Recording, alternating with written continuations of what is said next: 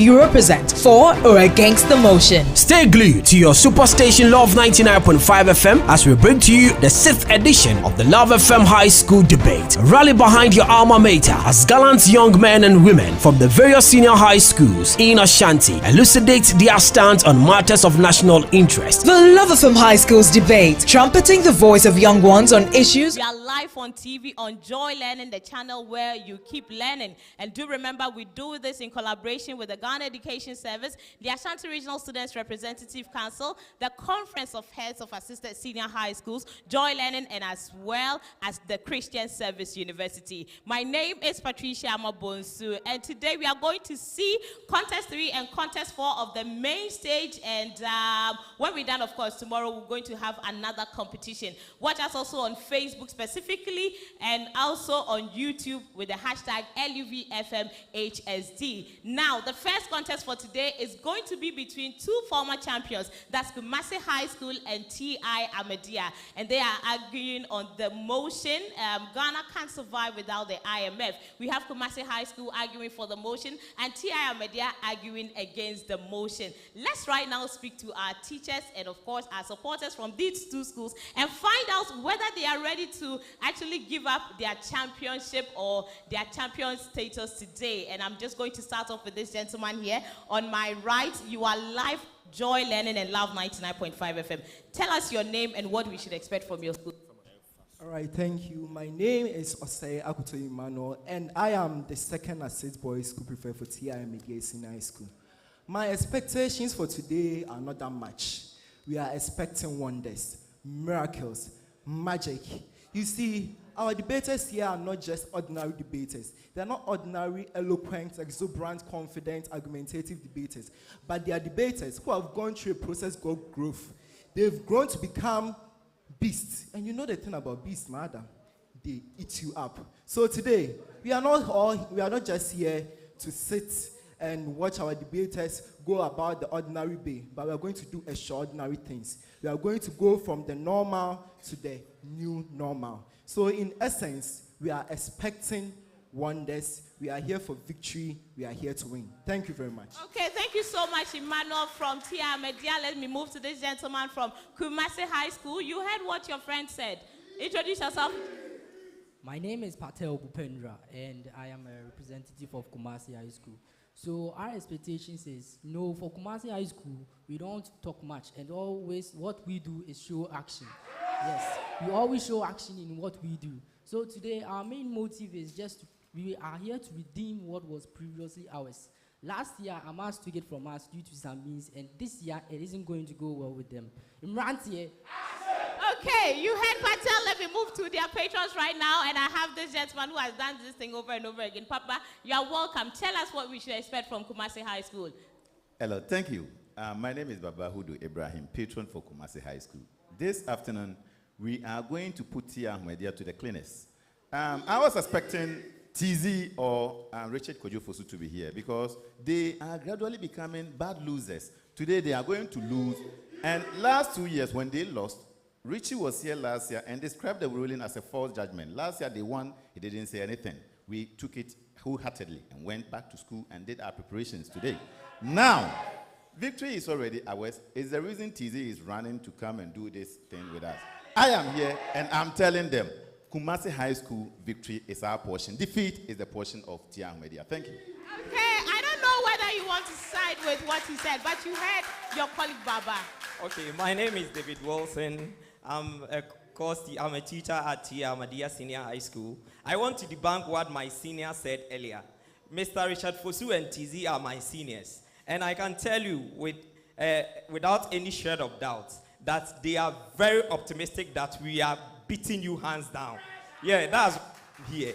And I'm telling you that Amasphobia, we are going to surprise you. You get the shock of your lifetime. Thank you. Okay, so you heard from the teachers and, of course, the supporters of the two schools that are arguing today. And I must say that the 2024 Love FM Pepsodent High School Debate is giving or helping our young ones get their voices trumpeted on national issues. My name is Patricia. David Akwete is in the auditorium right now. We're crossing over to him for him to start today's proceedings. And I'm indeed right here. Please show some love to the patrons. to some of the students who engaged a while ago with Patricia Amabonsu. Fireworks is expected this afternoon. And of course, if you had the teacher for, high school say that he's debunking what, the other said, it tells you that they've already started a debate out there. One more time, if you're excited to be here, a round of applause for yourselves. We're live on television on Joy Learning. We're live on Facebook on Love 99.5, equally live on Joy 99.7 on Facebook. We're live on radio on Love 99.5. Ladies and gentlemen, we're here to witness a third contest and a fourth contest in a round of 16 stages of the 2024 edition of the Love FM Pepsodent High School Debate. One more time, please put your hands together and make some noise for yourselves. And get ready to cheer on your debaters. As in a bit, they'll be mounting the podium, grabbing the microphone, and of course, we'll start the debate. Imran's here. Oh, Charlie. Imran's here. Imran's here. And then what Thomas Wana? Imran's here. Imran's here. Imran's here. They won the 2022 edition of the Love FM Pepsodent High School Debate, and they're here this afternoon to pitch their strength against Phobia. Okay, we'll see whether they will become masters this afternoon or not. At this point in time, I'd like to say a big thank you to the Ashanti Regional GES, to the Ashanti Regional SRC, and of course to CHAS for their support for the Love FM Pepsodent High School Debate. Please show them some love by putting your hands together for them for me. Let's also put our hands together for, of course, our host, the Christian Service University College. Please show them some love for me. Thank you so much. I'd like to also say to you that we're proud to be partnering Pepsodent Cavity Fighter to bring to you the 2024 edition of the Love FM High School Debate. Now, every time we eat, food and sugars get trapped between our teeth, leading to tooth decay, gum disease, and sometimes foul breath. Now, brushing your teeth every morning and night with Pepsodent Cavity Fighter gives your teeth the protection they need, leaving you with 10 times stronger teeth. Pepsodent Cavity Fighter is fortified with profluoride and micro-calcium ingredients, sealing tiny and invisible holes in your teeth. Pepsodent Cavity Fighter comes in a very affordable 175 grams. That is a big one for the family. It's called the family pack. 120 grams is the Jaquat pack. 65 grams, and of course the 12 grams that comes in sachet. Now the Ghana Dental Association recommends Pepsodent. Pepsodent allows you to talk to a dentist for free. All you need to do to be able to talk to a dentist is to dial toll-free 0800-161-000. Pepsodent, indeed, every smile matters.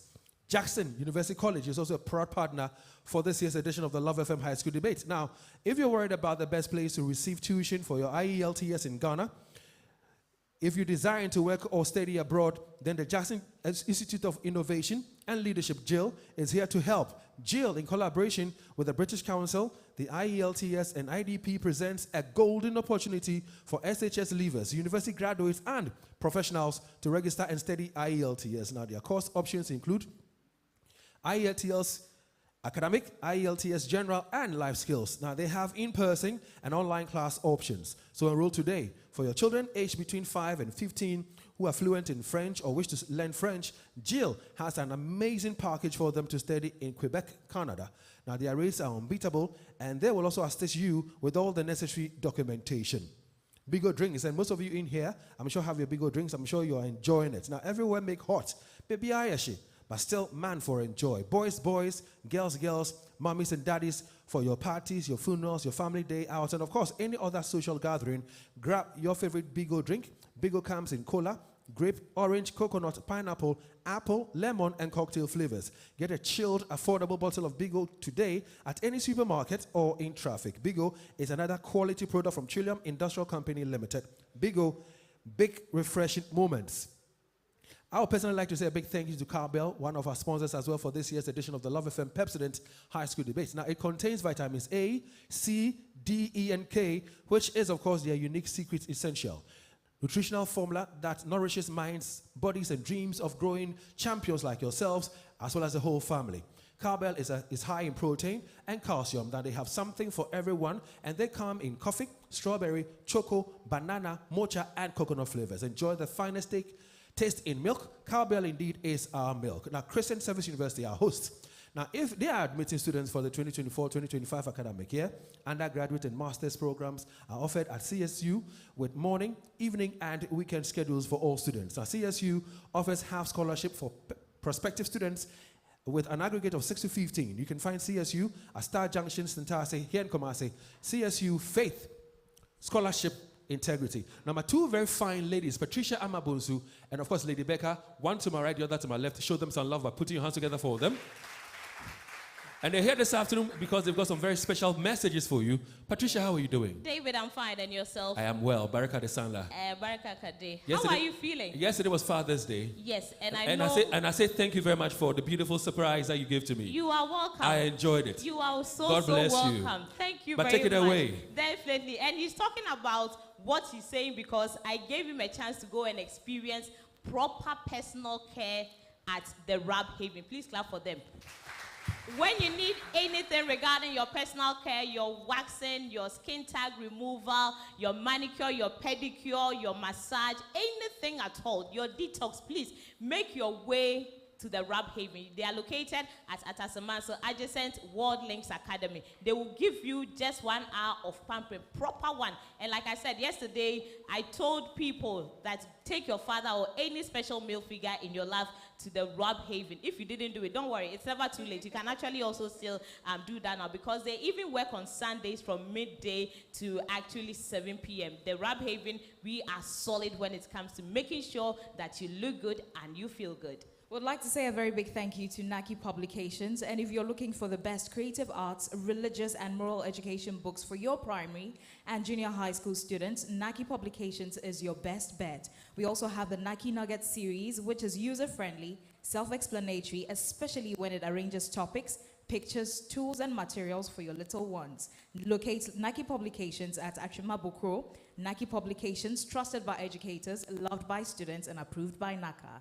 We'd like to say thank you to Otua Second Rob Bank. They are currently floating shares for just 50 pesos, and you need a minimum of 100 shares, which is 50 Ghana cedis, to actually be a part of the winning Otua Second team. It is very simple. Visit any of their branches today, located at Kofiase, Mampong, Ejura, Sepe, Abofor, Macro, and Kenkenso, and also Dr. Mensa. And you know why you need to actually go there? Their shares yield very high results, and so you have to be a part of that. Now, as students, after senior high school, you might want to go to tertiary. Yes, you might be choosing Christian Service University or Jackson University College, and that comes with money. And you need to make sure that mommy or daddy actually also opens an infant account for you at Otua Second Rob Bank. Go there and you know that you made the right choice. We also say a big thank you to Ultimate Land Hub Company Limited, which offers litigation-free lands in highly sought-after locations like Shire Hills, Eastern Quarry, Pram Central University, and Dodowa Forest Hotel, which is about 5 to 10 minutes drive from the main road. We also offer property management, genuine land registration, brokerage, property development, and flexible payment terms. We'd like to say thank you also to Dynamis Plus, who are providing institutions, schools, churches, hospitals, mosques, and many other places with quality PVC interior and exterior security doors, as well as waterproof doors and fireproof doors, which can withstand fire for up to 2 hours. Dynamis Plus is the only place that you can get these kind of products. Now, they also will build and enchant your most cherished spaces with their beautiful quality, customized, and also original furniture coming all the way from Turkey. Dynamis Plus, we give you real value for money. For supporting us this year, we say a very big thank you to Flora Tissues, which provides your homes, schools, offices, and cars with hygienic, absorbent, and affordable option to clean dirt, sweat, makeup, or even mucus. Flora disposable 3-ply handkerchiefs, toilet rolls, multi-purpose towels, table napkins, and box tissues come in beautiful packaging such as Flora Joy, Flora Smile, Flora Giant, and Flora Kids. You can get Flora Tissues today in any shop near you or even in traffic. Flora Tissues, we say thank you for making us #1. Well, David will be taking over from us very soon, but I'd like to say thank you to New Generation Investment Services Limited, who are offering us our managed investment, assisting with our pension planning, then also managing our Tier 2 and our Tier 3 pension schemes. Now, secure your future today, because you never know what the future holds for you. But if you hook on to our Nidaswa Mutual Fund, our NGIS Money Market Fund, and private funds, you will be sorted. Talk to our seasoned advisors today about your investment goals and aspirations. The Securities and Exchange Commission, as well as the National Pensions Regulatory Authority, have all licensed NGIS. NGIS, we say what? Achieving excellent results on your investment. So, David, Over to you. Thank you very much. Please, they deserve a round of applause, don't they? Show them some love for me. Patricia Amabozu to my right and Lady Becca to my left. So, as we speak, we are still in the round of 16 for the 2024 edition of the Love FM Pepsodent High School Debate. On Friday, we had Contest 1 and Contest 2. Two schools have made it to the next stage of the competition. Defending champions were kicked out by Super Cas on Friday, and Presby Bompata also kicked out upon Memorial. This afternoon, Contest 4 and Contest 3 will be happening live. Now, this afternoon, the Contest 3 will be between 2018 champions and the 2022 champions.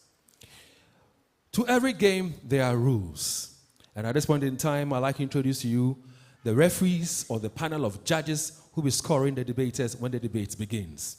It is my singular honor to introduce to you 3 fine judges. I'd like to start off with the first lady, or the only lady with us this afternoon.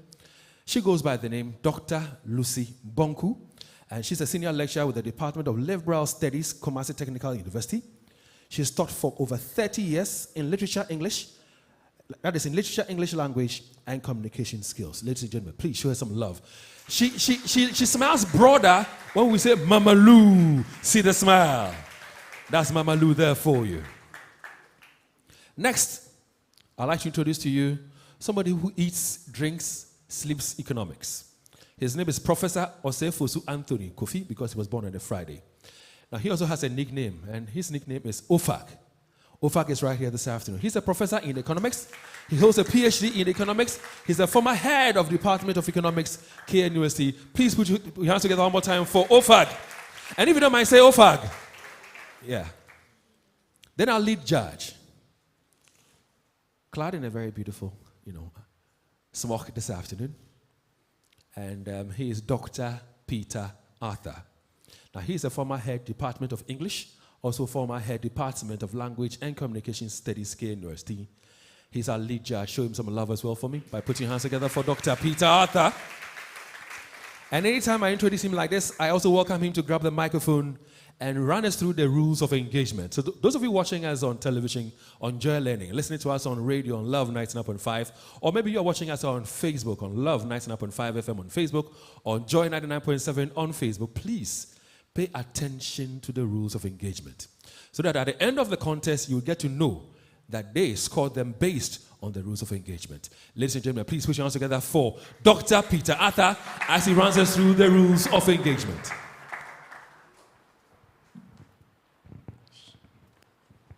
Thank you, Mr. MC.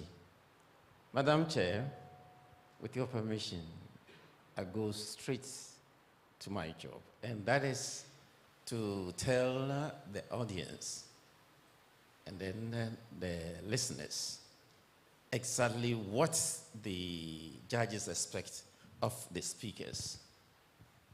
I always start by saying that what you are saying is a text, and we have divided that into 5 aspects.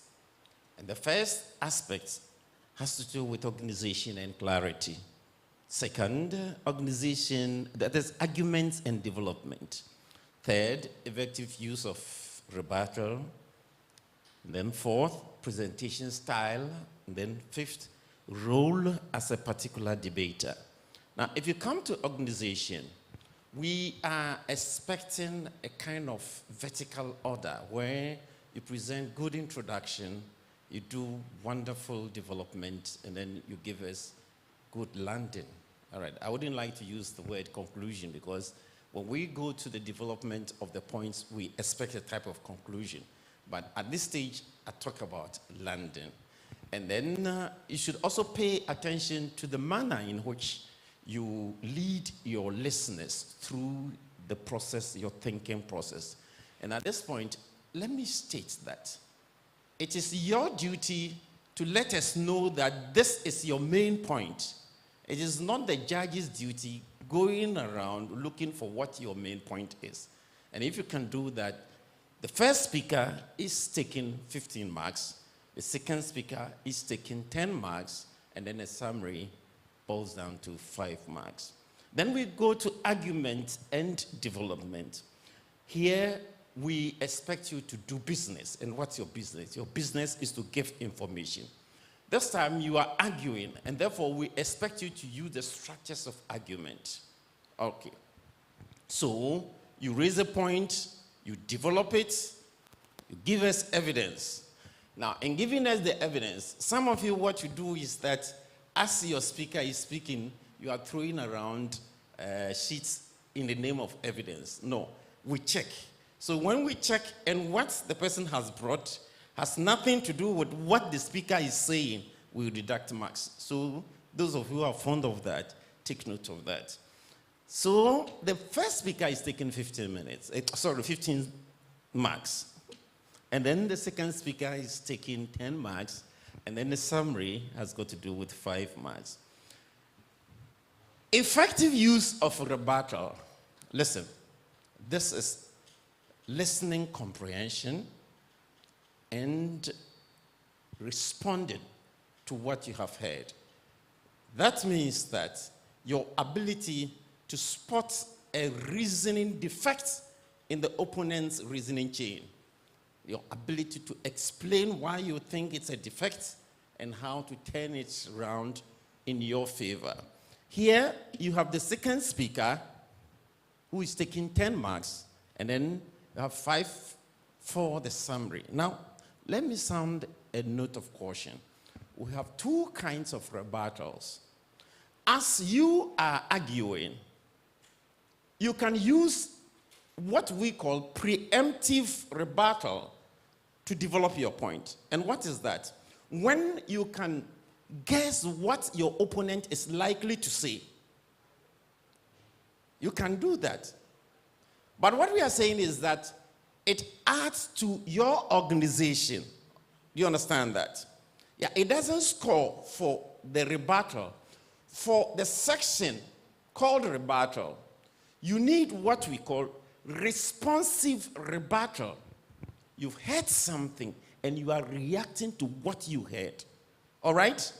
So that sometimes what people would say, oh, but we had a lot of rebuttal. No. We have classified them into 2. Please take note of that. Then we have presentational style. Here we're talking about your tone, your voice, your body language, how you are able to engage with your audience, your level of confidence, and all that. The first speaker is taking 8. The second speaker is taking 5. And then the summary is taking 2. Then we have role as a debater. Of course, if you're a first speaker, you give every indication that you are a first speaker. You speak powerfully, thoughtfully, convincingly. And then the second speaker comes in just as a supporter. And we'll be looking at that. And the first speaker is going to have 5 marks for that. Second speaker, 3 marks for that. And then the summary is going to have 2. Now let me take you to the rules. The principal speaker on the affirmative team presents argument in support of the motion, and that takes 10 minutes.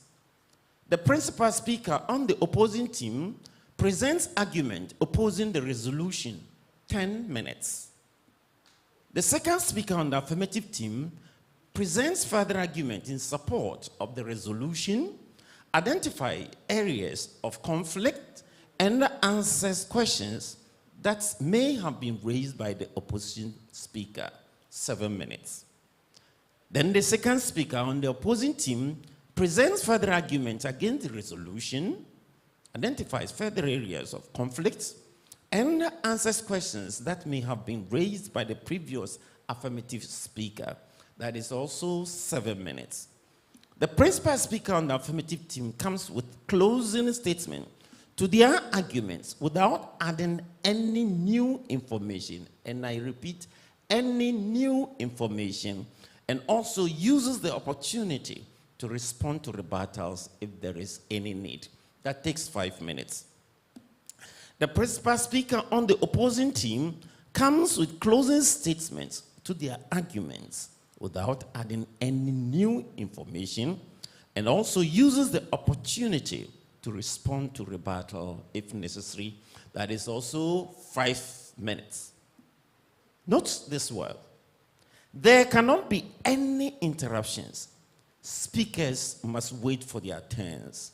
And all principal speakers, either on the affirmative team or opposing team, should raise only 5 points. No more, no less. And then all supporting speakers, either on the affirmative team or opposing team, should raise only 3 points. No more, no less. Speakers should be very audible and ensure clarity in their presentations. Now, there are some other rules that I would like you to know. He who asserts must prove. In order to establish an assertion, the team must support it with enough facts and evidence. Facts and evidence must be accurate. Examples of visual materials are permissible, and once introduced, they become available for the opponent's use if so desired. And tangible evidence must be tendered as exhibits for facts. And I've told you, you don't come here with evidence that are not related. In rebuttals, the debater rebutting may ask any constructive and clear question that has a direct bearing on the point raised. The one rebutting must confine him or herself to questions and not to make statements, comments, or ask any rhetorical question. Supporters from both sides are to exercise discipline, not to induce, frustrate, or intimidate debaters in any form. Failure would attract deduction of marks from their team. All debaters must ensure clarity in their arguments. Debaters must respect time. If you are bailed out, you must end your presentation, else you lose marks. Note, majority decision or score result from the judges carries the day.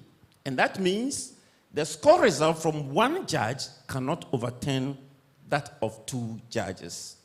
In an event of a tie, the schools will be given a motion to contest, once again, within 2 days.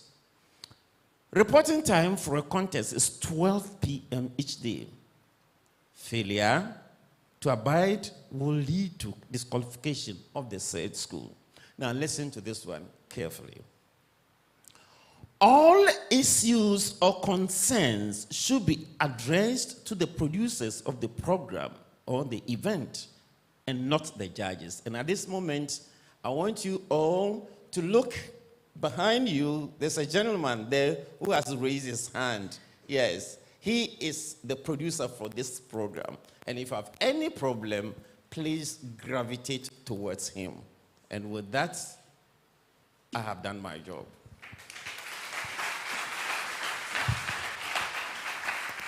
Well, that is to say you've done your job for now, because the real job is about to begin. Ladies and gentlemen, please, your hands together one more time for Dr. Peter Arthur, our lead judge. Doc, we're grateful to you. Now, he mentioned a few things. First of all, he mentioned that a unanimous decision, meaning that 3 judges are seated. If 2 judges score for a particular school, no matter what the score from the 3rd judge is, will not stand. It will not suffice. So it tells you that we have a unanimous decision where all three judges score for a school, or a majority decision where 2 will score for a school. That's what stands. Again, during his presentation, he addressed a very fine mother, lady, woman amongst us, and said, chair. Well, she's not just the chairperson for the debate.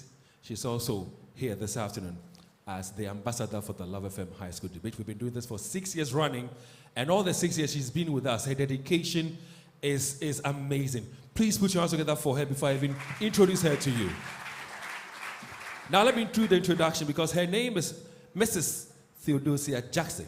Now she's the co-founder and principal of the Jackson College of Education, which is part of the Jackson Educational Complex, which of course was founded in 2009. Now she has over 56 years of education experience in various capacities within the public sector as a teacher, former head teacher of several schools, including Kumasi High School in the 80s, and also the foundation head teacher of KNUST Junior High School. Now, she is still going strong in the private sector after her retirement some 16 years ago at the Jackson University College. She is also a renowned marriage counselor, an author, and an international speaker. Now, she is particularly active in transforming lives of girls, especially teenage girls in prostitution, teenage girls with pregnancies or have children, and she trains them in vocational and small enterprising skills so they can cater for themselves and their children as well. Ladies and gentlemen, please, your hands together for our amazing chairperson, Mrs. Theodosia Jackson. At this point in time, I'd also like to introduce to you our accurate timekeeper, because our lead judge mentioned to all of us, to our hearing, that if you are bailed out wherever you've gotten to in terms of your debate, you ought to stop. Failure to do so will have some penalties go against you. So we don't want any penalty against you. So what we've done is that we have invited a very fine gentleman. Ken Davis is his name. Ken, can you wave to the students here? Ken Davis, yeah, that's him. His job is quite simple. When you're 3 minutes ago on your 10 minutes or your 7 minutes, he will alert you by doing this. Now, when your time is entirely up, where you need to stop the debating entirely, you hear this. Failure to do that, ladies and gentlemen, we began this whole beautiful competition some 6 years ago. And in this year's contest, we had so many schools joining. So we had to have what we call the zonal competition. We moved on from the zonal competition to the preliminary stage that ended a couple of weeks ago, I think 2 weeks or so ago. Then the main contest began last week, Friday. Now we have 2 schools that have qualified to the next stage of the competition, Presby Bompata, and of course, Supercars. They have made it to the next stage of the competition. This afternoon, 4 schools will be battling it out. The first contest will be between Kumasi High School. They are champions for the year 2022. They go by the name Imrantia. Imrantia. Imrantia. Please stand for me. Stand up. Okay, so once you're standing, you're not new to the drill. You're not new to this contest at all. You're standing because at this point, your debaters are getting ready to come on the podium and grab their seats, and then later on grab the microphones and start the debate. So I want you to sing for us your school anthem. Are you ready, Imrantia? Are you ready? Yes. Are you ready? Yes. All right, so Sir Collins, are you also ready? He says yes. So follow his lead on 3. 1, 2, go.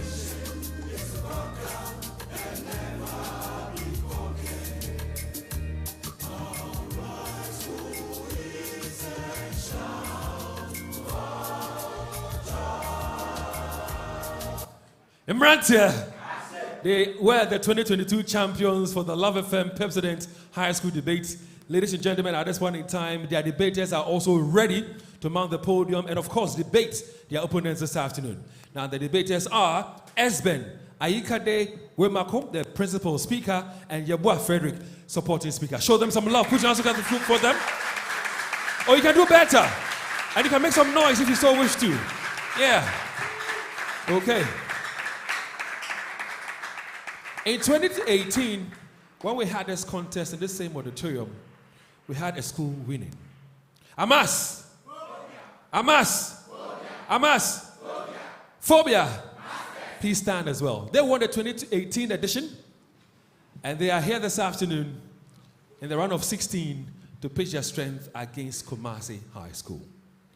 They also have an anthem, and Collins is ready with the anthem. So Collins, if you're ready, I'm sure they are. Are you ready? Amas Phobia, are you ready? All right, so they say they are ready. So Collins, over to you. Do your thing. On 3. 1, 2, 3.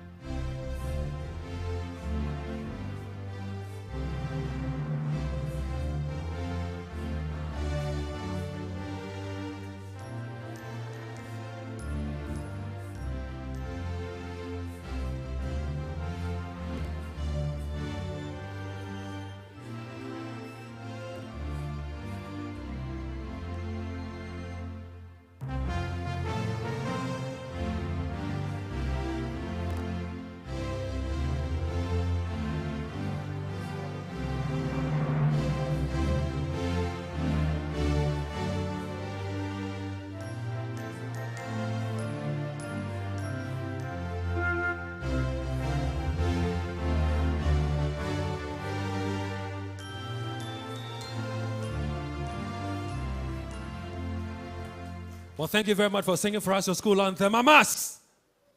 Amas! Phobia! Hey, okay, I hear you. So their debaters are Halima Abdul Mumin, principal speaker, and J. Andy Boache, the supporting speaker. And there they are. Okay.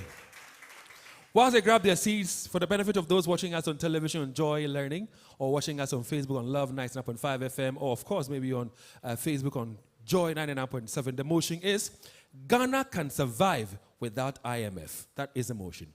Ghana can survive without IMF. Now, Kumasi High School, they are for the motion, and TIMAS, they are against the motion. Madam Chairperson, with your permission, can we set the ball rolling? She says we can. So at this point in time, we'll go back to Kumasi High School and welcome their principal speaker, Esben Aikade Wimako, to start the debate. Show him some love.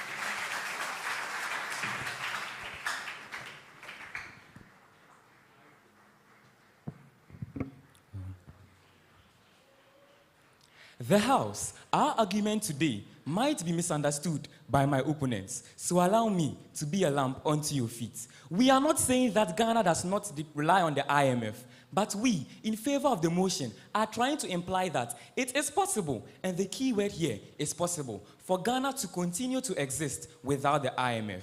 The chair, respected judges, meticulous timekeeper, fellow students, colleague debaters, ladies and gentlemen, good afternoon. Representing Kumasi High School, I am Esben Aikade Wemako, a proud principal speaker, speaking unequivocally in favor of the motion, which I parrot, Ghana can survive without the IMF. But the House, before I proceed with my submission, allow me to decipher some technical terms in the motion to the simplest understanding of all and sundry. 1. Can, according to Oxford Dictionary, means to be able to. Survive is also defined by Merriam-Webster Dictionary as to continue to function or prosper. And Wikipedia defines IMF, the International Monetary Fund, as a major financial agency of the United Nations. All in all, the House, the motion simply means that Ghana would be able to excel in terms of economic matters without aid from the International Monetary Fund. The Chair, our first point in complete support of the motion is that after independence, Ghana was able to survive without the IMF. Once upon a time, in the year 1957, our beloved motherland gained independence, and this meant that our economy was left in our hands. But back then, Ghana was not relying on the IMF. Instead, we found other ways to raise economic aid. So my opponents, my first question, from 1957 to today, 67 years, has Ghana always relied on the IMF? If so, then Kumasi High School, we don't have a stand. But if the answer is no, and there was a point in time where Ghana did not rely on assistance from the IMF, then the methods used to maintain our economy back then can surely be reenacted today. My opponent, I know you will mount this podium and speak about the fact that Ghana is continuously depending on the IMF and that the nation is in debt and so on. Yes, we admit to the fact that Ghana is currently at the doorstep of the IMF. But listen closely, Ghana's decision to join the IMF wasn't just decided on a fluke. The president didn't just wake up one sunny morning and decided to go to the IMF. No, it was as a result of the external pressures that were facing the nation. But for a clearer argument, let's watch this video.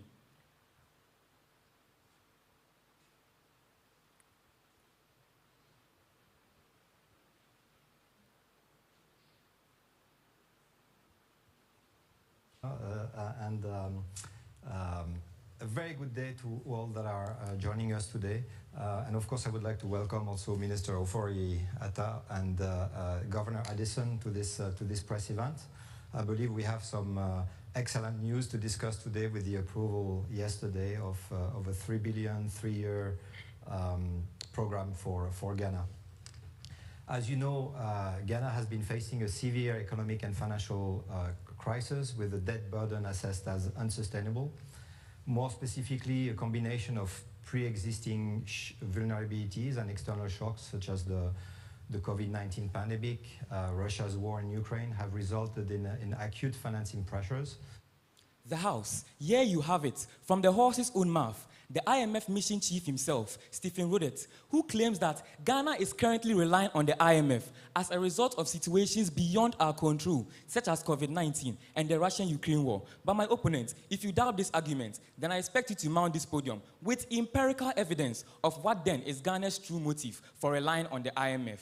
Moving on to point 2, panel of judges. Most of the pro-poor policies in the nation are not funded by the IMF. Ladies and gentlemen, when I say pro-poor policies, I mean the critical policies in the nation, such as the NHIS, Ghana Card, free maternal care, and even the almighty free SHS that Amas, you and I are both benefiting from. The wachi and the gobe you enjoy in school every day. The House, these are all vital policies in the nation. And do you know the best part about this? None, not even one of the policies mentioned above are funded by the IMF. Wow. Then this means that on our own, Ghana is able to achieve a lot. So it is completely insubstantial to say that we can only survive through the IMF. The impact of the IMF on the nation constitutes of only a small percentage of our development. The Ghana we know today is as a result of aid from numerous sources, such as the Heritage Fund and even the taxes we pay every day. So even though the IMF boosts our chances of development, we can still effortlessly do without it. The House, we continue to support the motion with point 3, which is circumstances that propel countries to join the IMF are not permanent. The IMF is and would always be a one-night stand. A one-night stand in the sense that it is only turned to as a last resort to the situational predicament of a country. For example, during the COVID-19 pandemic, where even countries with the greatest of economies could not survive unscathed. Amas, note that the main objective of the IMF is to provide short-term financial assistance. So countries turn to it in times of crisis like this. But after the situation gets curbed, they move on. The IMF poses no appeal for a country to continuously depend on it forever. So once Ghana recovers economically, there is no need for us to remain in it. The IMF is like a helping hand, a push to propel the nation forward, not something Ghana would embrace forever. Therefore, it cannot be a factor to survive since it is not indispensable. When we take water, for example, 3 days without it and you are dead and gone. But if Ghana is to stop relying on the IMF today, there will be not much of a significant difference. By next week, we will still be here debating and others will still be working because it is completely dispensable. But my opponents, if you can prove to me and the whole House that the moment Ghana rejects the IMF, everyone will fall down and die, we would agree to the fact that it is something we need to survive. Moving on to point 4, the House. Ghana is continuously developing new sources of funding, such as investing in technology. A new era is upon us, and technology has become the mantra of society. We see this around the globe, and Ghana is not an exception. We are continuously embracing innovation in all aspects of our economy. For example, according to homepage slider, the technological man himself, His Excellency Dr. Mahmoudou Bawumia launched Project Fly to Save a Life, the world's largest medical drone delivery network, which distributes medical supplies to an estimated 2,000 health facilities around the nation. And I didn't hear any IMF in this report. And even in our educational sector too, Ghana is adopting modern teaching and learning methods, such as online learning, which will boost our private sector greatly and all aspects of our economy. And Mrs. Jackson and her chain of enterprises are a living testimony to this assertion. But the House, the point I'm trying to make is that Ghana would no longer have to rely on the IMF because we are already taking measures to replace IMF support. Sure, we can't do away with the IMF immediately without a blow to our economy. But slowly and surely, Ghana is seeing IMF to the door. Finally, ladies and gentlemen, the conditionalities of the IMF are not always enticing. Back in the year 2013, when Ghana went to the IMF, there was a freeze on employment. This means that most graduates could not get employed in the public sector. And this resulted in a lot of backlash against the then ruling government and even led to the formation of the Graduate Unemployment Association in Ghana, which fortunately is now a thing of the past. The House, let's not forget that the IMF is completely profit-based. According to Zheng Zhang from Quora.com, the IMF takes in about $2.5 billion a year as interest. So like going to a bank for a loan, the IMF poses certain terms and conditions that are usually very mean. For example, according to theconversation.com, some of these conditions include the need for reforms in tax policies, revenue administration, public financial management, and even governance reforms. And this is why most countries, such as Botswana, Libya, and Eritrea, have never turned to the IMF for support. Because how can something which is poisoning our economy with its conditions and reforms be a factor to survive? Because the last time I checked, we didn't need cyanide to breathe. The House, ladies and gentlemen, my opponent's side of the argument is simply trying to impose that Ghana can rely on all sorts of economic assistance from a variety of sources. But the moment you do away with only the IMF, the nation will not be able to survive. And this is a sheer hyperbole of Ghana's reliance on the International Monetary Fund. The IMF is not God, and the IMF is not oxygen. And this is why we believe that Ghana can survive without it. My opponents, Barakala Salah, the House, thank you.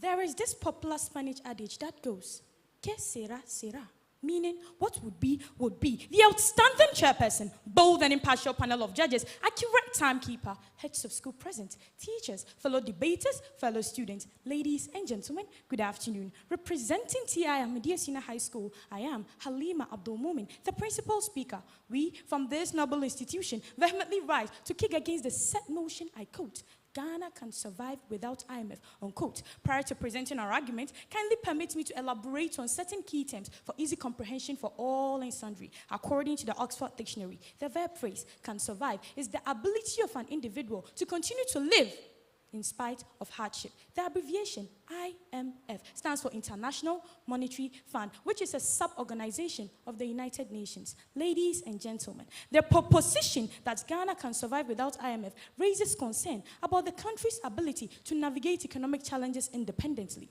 Historically, Ghana has faced various economic challenges ranging from fiscal deficit, high inflation, and balance of payments, and many others, necessitating external support to balance and grow our economy. The International Monetary Fund was founded in 1944 during the Bretton Woods Conference in the United States of America. The organization officially came into existence on 27 December 1945. The primary purpose of the organization is to ensure international monetary cooperation, exchange stability, and to an extent, ensure that resources are allocated to member countries that are going through balance of payment difficulties. Ladies and gentlemen, our mission here today is very simple. It's to let you know the importance of the International Monetary Fund and that we, as a country, cannot survive without their intervention. Point one, ladies and gentlemen, Ghana cannot survive without the IMF because the IMF provides debt relief to Ghana. IMF has been instrumental in ensuring that debt relief is given to Ghana, allowing the country to free up resources for development, leading to poverty reduction. For instance, in 2002, Ghana received a debt relief of over $275.2 million. In 2003, Ghana enjoyed a debt relief of over $290.8 million and $318.3 million as of November 2004. The chair, before I move on, let me address this fallacy made by my opponent. My opponent here argued that Ghana can. My opponent here argued that Ghana can lead to long. My opponent here argued that IMF programs are designed to restore economic.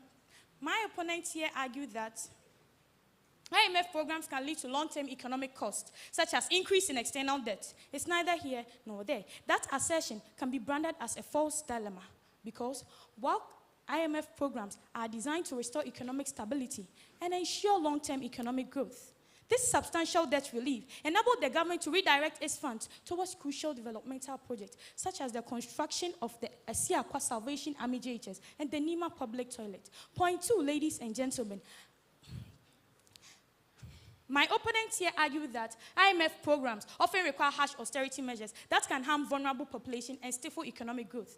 This is but a hasty generalization, because while austerity measures can be challenging, they are designed to restore fiscal and economic stability. Moving on to my second point, we say Ghana cannot survive without IMF because IMF promotes investment both locally and internationally. For instance, when the government of Ghana accesses IMF loans to stabilize the economy, it boosts investor confidence to put their money into investment in the country. Again, IMF programs often signal foreign investors that the country is committed to sound economic policies and they can carry on with any investment plans they have in mind. This view of ours is supported by Dr. Osei Kyeretwie, a renowned economist at the University of Ghana, and Professor Peter Korte, Director of Institute of Statistical, Social, and Economic Research in the University of Ghana. Point 3, ladies and gentlemen, Ghana cannot survive without the IMF because IMF ensures that proper policies are implemented in Ghana. IMF has been instrumental in ensuring that Ghana implements sound economic policies that promote sustainable development. For instance, a joint press conference in Ghana on the 13th of April 2024, the Minister of Finance, Dr. Mohammed Amin, stated clearly that, and I quote, Ghana has successfully implemented various measures, including fiscal consolidation, revenue mobilization, expenditure rationalization, tight monetary policies, and they are key sectors for the economy. And these efforts have been promising as they have led to macroeconomic stability and economic recovery. The chair, if IMF technical support and proper policies are yielding to growth, I don't know why my opponent will tell us to cut ties with them. Point 4, ladies and gentlemen. Ghana cannot survive without the IMF because IMF ensures currency stabilization by minimizing inflation. The chair, the dollar in 2016 was about 4 cedis, but as we speak now, the dollar is galloping to 15 cedis. The reason is the cedi depreciation, which is a toll on inflation. With standby arrangement, the cedi has been restored countlessly. After all, the standby arrangement provided in Ghana in 2015 helped the country stabilize its economy and currency. IMF has encouraged Ghana to adapt to a more flexible rate regime, which has allowed the cedi to adjust more freely to market forces. This has helped reduce pressure on exchange rates and promote stability. In 2023, the cedi recovered from its sharp depreciation by 45% vis-a-vis the US dollar at the end of 2022 and has been less volatile with international reserve increasing. Finally, ladies and gentlemen, we believe that Ghana cannot survive without the IMF because IMF promotes the implementation of structural reforms. Examples of such structural reforms include, but not limited to, public financial management reforms, trade and investment reforms, private and public sector reforms, and infrastructural developmental reforms. The chair, these structural reforms are aimed at improving the country's economic performance and paving way for sustainable economic growth and development. In a press briefing in January this year, the Financial Minister, Ken Ofori-Atta, announced that the second tranche of $600 million would be used to implement some strong and ambitious structural reforms. To you, my learned opponents, do you think that the Financial Minister didn't have other means to get money for these structural reforms? Why didn't the Financial Minister do this? Because he sees that the IMF is there and is going to assist us in building these structural reforms. Ladies and gentlemen, before I take my seat, let us watch this video. The IMF. To IMF. To IMF. The IMF. IMF. IMF. IMF. But I can tell you We are not going to the IMF. A few moments later. Major impact on your balance of payments, your budget, your ability to finance your budget. And these are the difficulties in which our economy has gone into. So it took us some time. Some of my ministers are here. They can confirm to you. We had a series of discussions about it and decided that we have no option but to cash in on our membership of this fund to see what. So you see, we were all here in this country when the president declared Ghana beyond aid, and thus we are never going back to the IMF. But as I speak now, we are back to the grounds of the IMF. My opponent, let me tell you something. This stance of yours has been tried by the president himself before, but you know, it's failed. So where lies your argument? The chair, impartial panel of judges, and all protocols duly observed. I hope you follow us in this stance of ours. Thank you.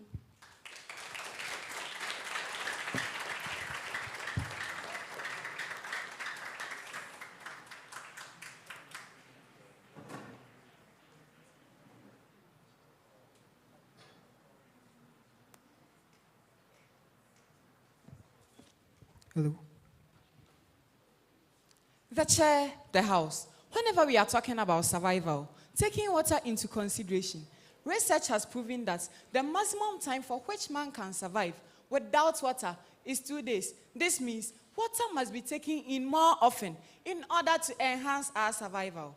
In relating this explanation to the motion, then Ghana must seek IMF more frequently in order to survive. But surprisingly, Ghana has been to IMF for only 17 times throughout her 67 years of independence, but she is still surviving.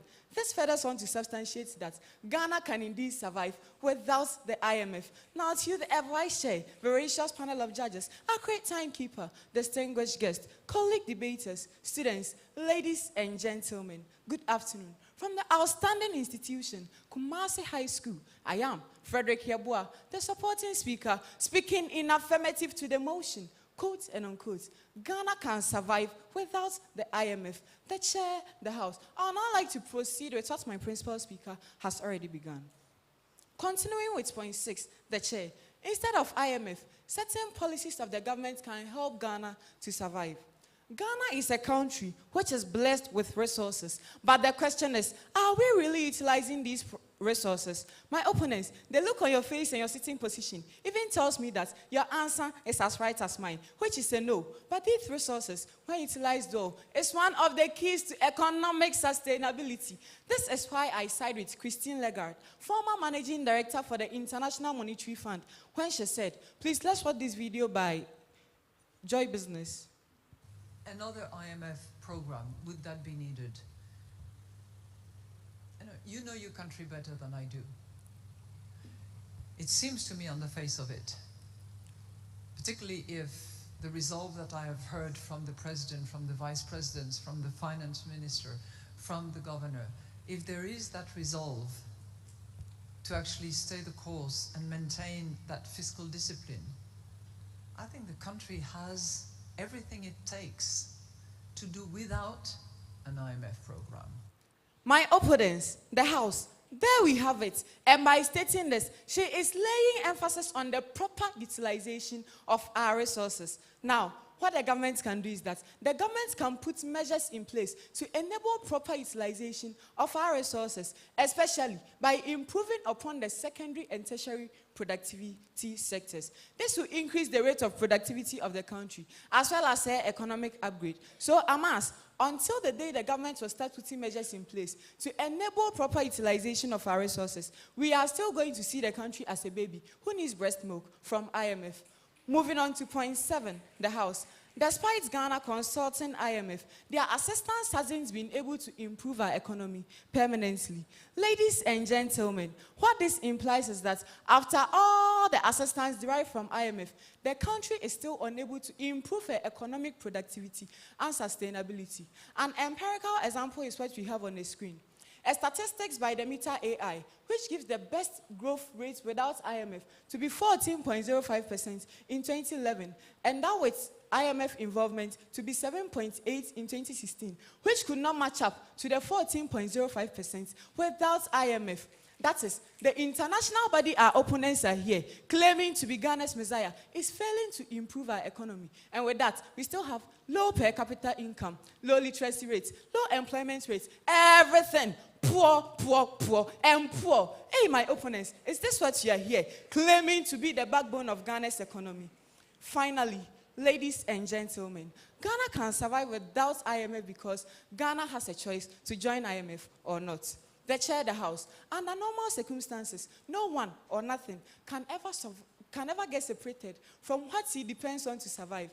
But here's the case that Ghana can choose to leave IMF or stay and will still continue to survive. A report by Ghana Web stated that Dr. Kwame Nkrumah rejected a program from the International Monetary Fund due to some inconsistencies with the program the fund developed. And Ghana, back then, was able to survive. So, Amas, if you really came here to debate, then I put this question to you. If Ghana, back then in 1965, was able to survive without IMF, then what shows that Ghana cannot survive now? The chair, the house. These are the cogent points raised in support of our stance.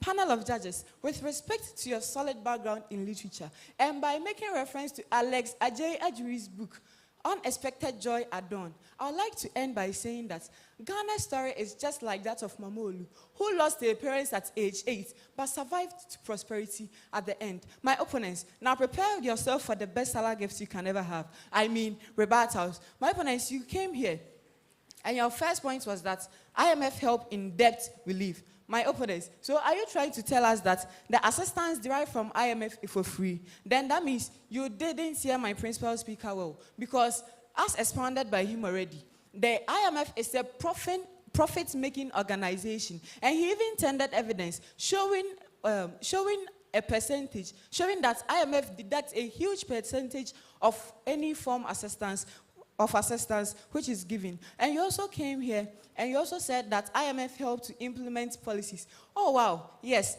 IMF helped to implement policies. There is no doubt. But how can you call, quote and unquote, don't employ people into your public sector for the next so and so years and accept LGBTQ plus as a healthy policy to help to propel the country forward? My opponents, please next time, do your research well. And should in case you need any assistance, I'll be there, willing to sort you out. And you also made mention of IMF minimizing inflation. The House, let's analyze this. Ghana is at the doorstep of IMF, but what do we see? People continue to shout, hey, even including the Vice President himself, Dr. Mahmoud Bawumia, even to the prices of sachet water. So my opponents, is this situation what you term as minimized inflation? And you also came here sending a video that about Ronaldo saying that we are going to IMF. My opponents, note, we are not saying that Ghana does not go to IMF. Instead, what we are saying is that despite Ghana going to IMF, IMF is not a factor, or it's not what Ghana depends on to survive. The chair, the House, Baraka de Salah. Thank you.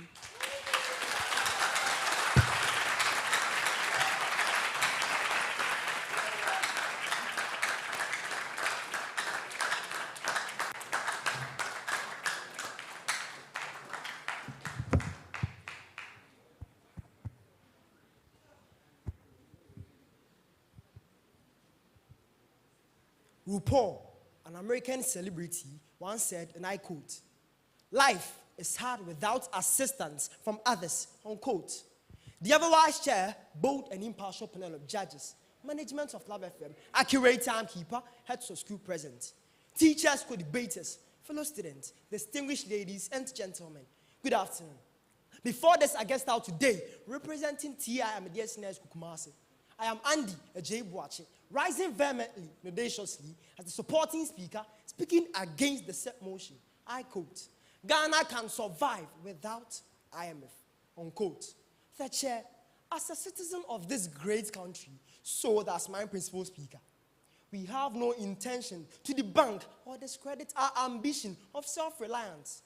But Our task this afternoon is to provide cogent reasons why our ambition is not attainable in the current dispensation or even in the near future. The chair, if my opponent had proven beyond reasonable doubt that we are surviving even without IMF, then we would have no case. But to say there's a possibility for us to survive amidst all these challenges by leaning on our own natural resources, which they in turn term has been mismanaged, it's like contradicting themselves. The chair, the House, kindly permit me to advance more points in support of my principal speaker. Point one, the chair, the House. We said that Ghana cannot survive without IMF because IMF provides financial support in times for financial support for developmental purposes. The chair, the House. IMF has played a crucial role in maintaining Ghana's economy by providing financial assistance to the country. We can boast about these roads, schools, toilet facilities, or even health facilities brought out by the IMF. So let's share the House. My opponents rushed in here to make the assertion that in order for Ghana to survive, we must become independent and lean on our own resources. Well, friends, this is a red herring fallacy because my opponents are introducing an irrelevant idea to sway the House from the main motive. Share the House. Dating back to the 1980s, where hyperinflation and severe fiscal deficits were rampant, IMF came to salvage the situation by relieving GDP rate from 7.3% to 4.5% in the year 2018. Moreover, in 2014, Ghana received an IMF help tantamounting to 980 million Ghana cedis to help salvage our situation. So the chair, without IMF, how do you think Ghana would have passed through all these crisis stages without falling short or sinking as a nation? Your honest response is anticipated. Point two, the chair, the House. We believe that Ghana cannot survive without IMF because IMF provides rapid credit facilities in times of pandemic and natural disasters. This financial assistance and instrument brought forth from IMF enables countries to access up to $50 million within just 48 hours. And the chair, please permit me to clarify this point, that this point is different from the first one, in that, in our previous point, we stated categorically that the monies we are receiving are being used for developmental purposes solely. But in this point, we are stating that the monies we are receiving are being used to cater for Ghanaians in periods of pandemic or even in natural disasters. I believe we all still remember when COVID-19 nearly wiped us from the earth. I believe we all still remember when COVID-19 kept us indoors. The chair, during these periods where some of us were indoors, others who were infected were sent to isolated places for treatment. The chair, the House, it reached a time where all of us were subjected to vaccination in order to survive. You might be wondering where all these funds came from, right? IMF, my people, IMF. IMF came to Ghana's aid by providing an amount tantamounting to 98 million Ghana cedis in March 2020 to help deal with the COVID-19 canker. The chair, the House. My opponent stated that in order for us to survive, we must lean heavily on taxation. The chair, we want to put it to them that over the years, with all these taxes accumulated, what have you been able to accomplish as a nation? If they can't provide these provisions without proceeds, then they are stating a logical fallacy. Point three, the chair, the House. We believe that, and we strongly assert that Ghana cannot survive without IMF because IMF provides budgetary support that deals with balance of payment deficits. The chair, kindly permit me to educate the House on this subject matter. You see, balance of payment refers to the difference between all monies flowing into the country and the outflow of resources to the outside world. Simply, it refers to the economic transaction between countries within a specified period of time. The chair, the House. The state where all this money inflowing into the country supersedes the money going outside. It is termed as a surplus. But when this money is coming into the country, it's lesser than our expenditure. That is where we have the balance of payment deficit. And to be honest, this is the current situation of the Ghanaian economy. The chair, the House. How, my opponents, how would you say that we can survive without these credit facilities in times of these misappropriation of funds? I leave that to your judgment. The chair, my opponent stated that, the chair, the House, I would like to end here by concluding in saying that the chair, like I said earlier, we are not here to downplay our collective ambition of self-reliance. We are all happy. We will all be happy to wake up one day seeing Ghana has detached itself from IMF or even other financial resources from the outside world. However, while we are striving to end corruption, to reduce the burden of taxation, to redeem the cedi and beat down inflation, we should not be in a hurry to throw away IMF, because IMF provides the drug for us to survive in this sick economy. Chair of the House, before I end, permit me to debunk some erroneous assertions made by my opponent. The Chair, my opponent stated that due to some circumstances, that is why we ought for support from IMF, or because before that we can survive if you don't go to IMF. But I want to put it to them that this short-term financial assistance you are talking about, without these situations, how do we then survive? Situations are bound to happen. So if you are telling us that it's based on situations that we seek for IMF support, then you are shooting yourself in the foot. The Chair of the House, thank you.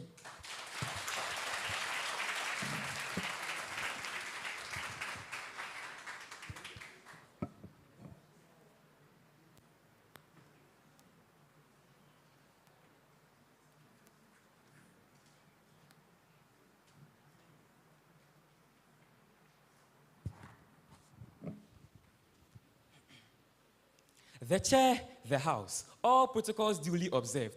My resumming upon this stage is not to bless you with a lengthy submission, but to summarize all the cogent points we raised in favor of the motion, and of course, expose fallacies and give counter-arguments to the points raised by the opposition. We contended that 1, after independence, Ghana was able to survive without the IMF. 2, most of the pro-poor policies in the nation are not funded by the IMF. 3, circumstances that propel countries to join the IMF are not permanent. 4, Ghana is continuously developing new sources of funding, such as investing in technology. 5, the conditionalities of the IMF are not always enticing. 6, Ghana's reliance on the IMF is a matter of choice. 7, certain government decisions can help us survive without the IMF. And 8, despite Ghana consulting IMF, the assistance has not been able to change the face of Ghana's economy. Now, my opponents, brace yourself for rebuttals. Quoting Dr. Peter Arthur on Love FM 99.5 FM, he said, "Listening is a skill, and it allows you to register. I posed a lot of questions in my submission, but you were unable to answer, which means you failed to listen. You came to contend that you said the IMF provides economic stability, Amasphobia. If you paid attention to the video played by my supporting speaker, you understand that we accept this. We all know, let's be honest with ourselves, that Ghana is not the best when it comes to economic stability. But the motion is based on a possibility. So we are saying that if Ghana is able to maintain fiscal discipline, we can survive and even thrive without the IMF. You also came to contend that in your third point, you said the IMF provides policy guidance for the country. I am glad you mentioned this. Listen closely. The policy guidance provided by the IMF is done by a one-for-all mentality. The IMF constitutes of 190 member countries, all with different economic needs. So the reforms IMF gives will be beneficial to some countries and detrimental to some, like Ghana. After all, one man's meat is another man's poison. You also said the IMF aids in debt relief. The House, the fact that my opponents are saying this means that they have no hope at all in Ghana, because we don't need the IMF to manage our debts for us. Through prudent fiscal policies and good governance, we can efficiently manage our debts. And even the IMF is profit-based, like I said before. So how can something that is allowing us to manage our debts then be the cause of most of our debts? You also said it protects Ghana from economic shocks. Yes, this is very, very true. The IMF mission chief himself even attested to this in my video. But the point still remains that Ghana can survive from aid from other sources. The IMF is under the United Nations. But during a crisis like COVID-19, we were depending on aid not just from the IMF, but from other sources such as AU, ECOWAS, and the World Bank. So the IMF was a factor that allowed us to survive, sure. But it was not the factor that made us to survive. You also said Ghana is suffering from fiscal deficits. The House, the deficits in a nation, such as inflation, can't be solved by only the IMF. Ghana as a nation needs to take severely strict measures to curb such problems such as corruption and inflation in the country, and also effectively manage our resources. This is not something we should leave to foreigners and the IMF. So instead of preaching the nation's demise without IMF, my opponents, let's constructively find ways to help the nation solve this problem. And your supporting speaker came to cite an example of Ghana's GDP being increased by the IMF, but you didn't present any facts to back your claim. Please, you are speaking in front of a learned audience. So please, when you make a point, back it with evidence. And in your submission, both your principal speaker and your supporting speaker, you mounted this podium to rebut my points. But all the 2 points the principal speaker said were never mentioned in my submission. And the same thing with your supporting speaker. I never said the IMF allows us to rely on taxation. So next time, take your time and listen before you rebut. You also said the IMF provides structural reforms. Wow. But I thought I made it clear that these conditionalities are usually detrimental to the nation. Example, a freeze in employment in the public sector. How can this be a positive reform? And the House, please, let's replay the video my opponents tended to. Okay, let me continue with this. They showed a very lovely and nicely edited video about the president saying going to IMF. Yes, we are not saying that the Ghana does not go to IMF, that we accept this. But what we are trying to say is that Ghana would be able to, if we are able to maintain fiscal discipline, we will be able to excel without IMF. And you also said, if you can prove that Ghana can survive without IMF, you will rest your case. Then start packing your files, because that was exactly what we did throughout our submission. The Chair of the House, thank you.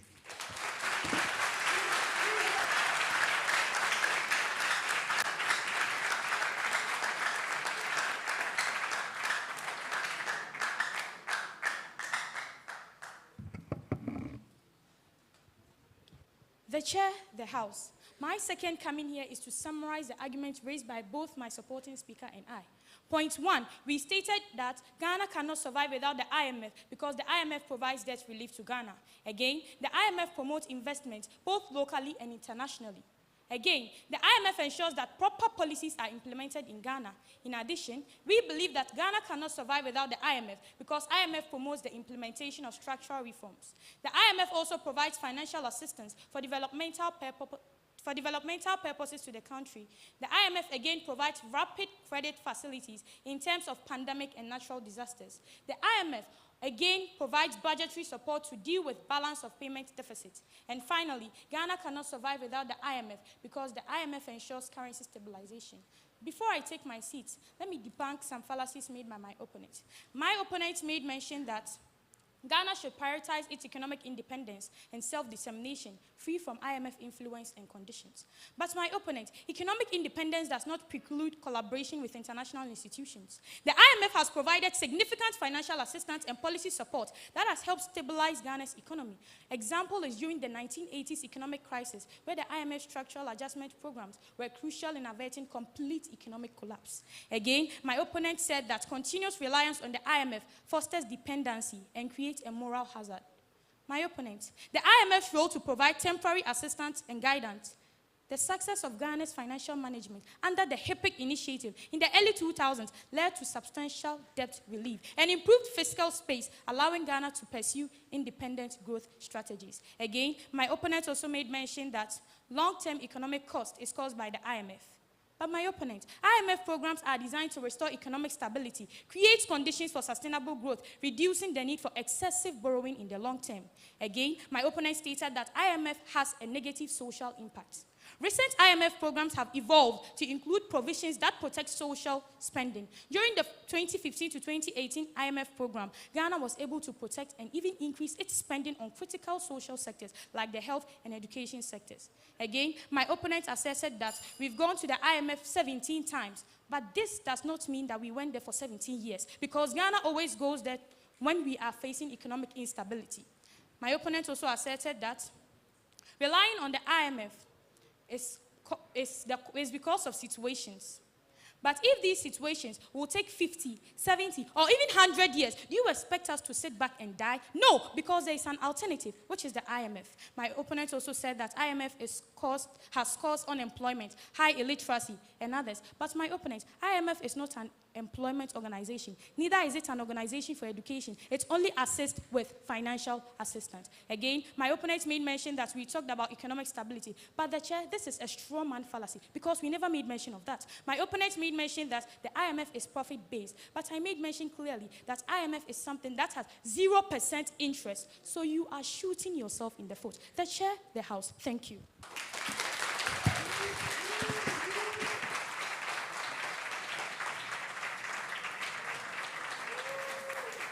At this point in time, I can confidently say to you that we've come to the end of Contest 3 in the round of 16 for the 2024 edition of the Love FM Pepsodent High School Debate. Ladies and gentlemen, this auditorium, please put your hands together for the amazing debaters we've been witnessing and listening to. Esben Ayikade Wimako and Yebwa Frederick for Kumasi High School. And of course, Halima Abdul Mumin and Ajay Andy Boache for TIA Mosque. One more time, show them some love. If you're watching us on television or listening to us on radio and you hear young minds speak to national issues the way they have, it tells you that Ghana has a future. And it tells you that you ought to be proud of this.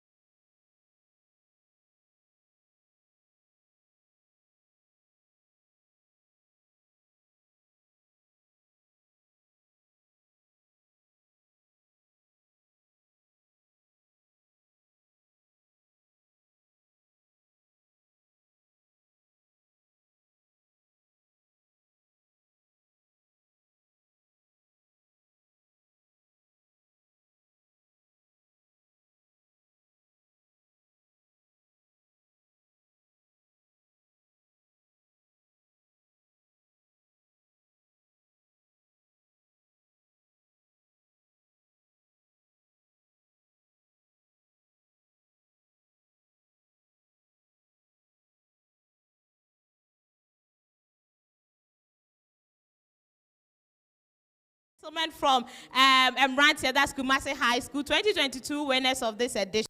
They said they are a miracle. The other lady also said they are beasts and they are ready to pounce on you guys. Oh, okay.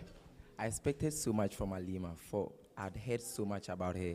But for you guys being the defending champions, I expected much from you guys. Rather than bringing Alima over here. They are not the defending champions. Prempeh College was the defending champion. They were the finalists last year. Yeah. So I expected so much from them. Rather than bringing Alima to fumble and then bring so much fallacies in here. So I expected so much from you guys, and that was very bad. So for me, I'll rate them 5 out of 10, if I will be just. I see. And what's your name? I'm from Pomens, Anthony. Okay, so from Tony, let me move to this gentleman also coming from Kumasi High School. And briefly, what do you want to share with us? Okay, so to begin, my name is Herbert Amwakon Ado, and I was very surprised. In fact, Esben has done an excellent job to send the beasts right to their rightful place. And also, them being the winners of the maiden edition does not mean that they are going to win throughout. We are coming back. Action is the fundamental key to success, and we are already successful. So our mass, phobia, stand out of our way as the Emrantia prevail true. Thank you. Okay, so remember, you can still get your comments coming through. Aside this that you've heard on our social media handles with the hashtag LUVFMHSD. Remember once again that we're doing this in collaboration with the Ghana Education Service, the Ashanti Regional Students Representative Council, the Conference of Heads of Assisted Senior High Schools, Joy Learning, and the Christian Service University. We're going to take a quick break. When we return, we'll see the contest 4 of the main stage, or the 116th stage of the Love FM Pepsodent High School debate. Thank you very much, ladies and gentlemen. National interest. So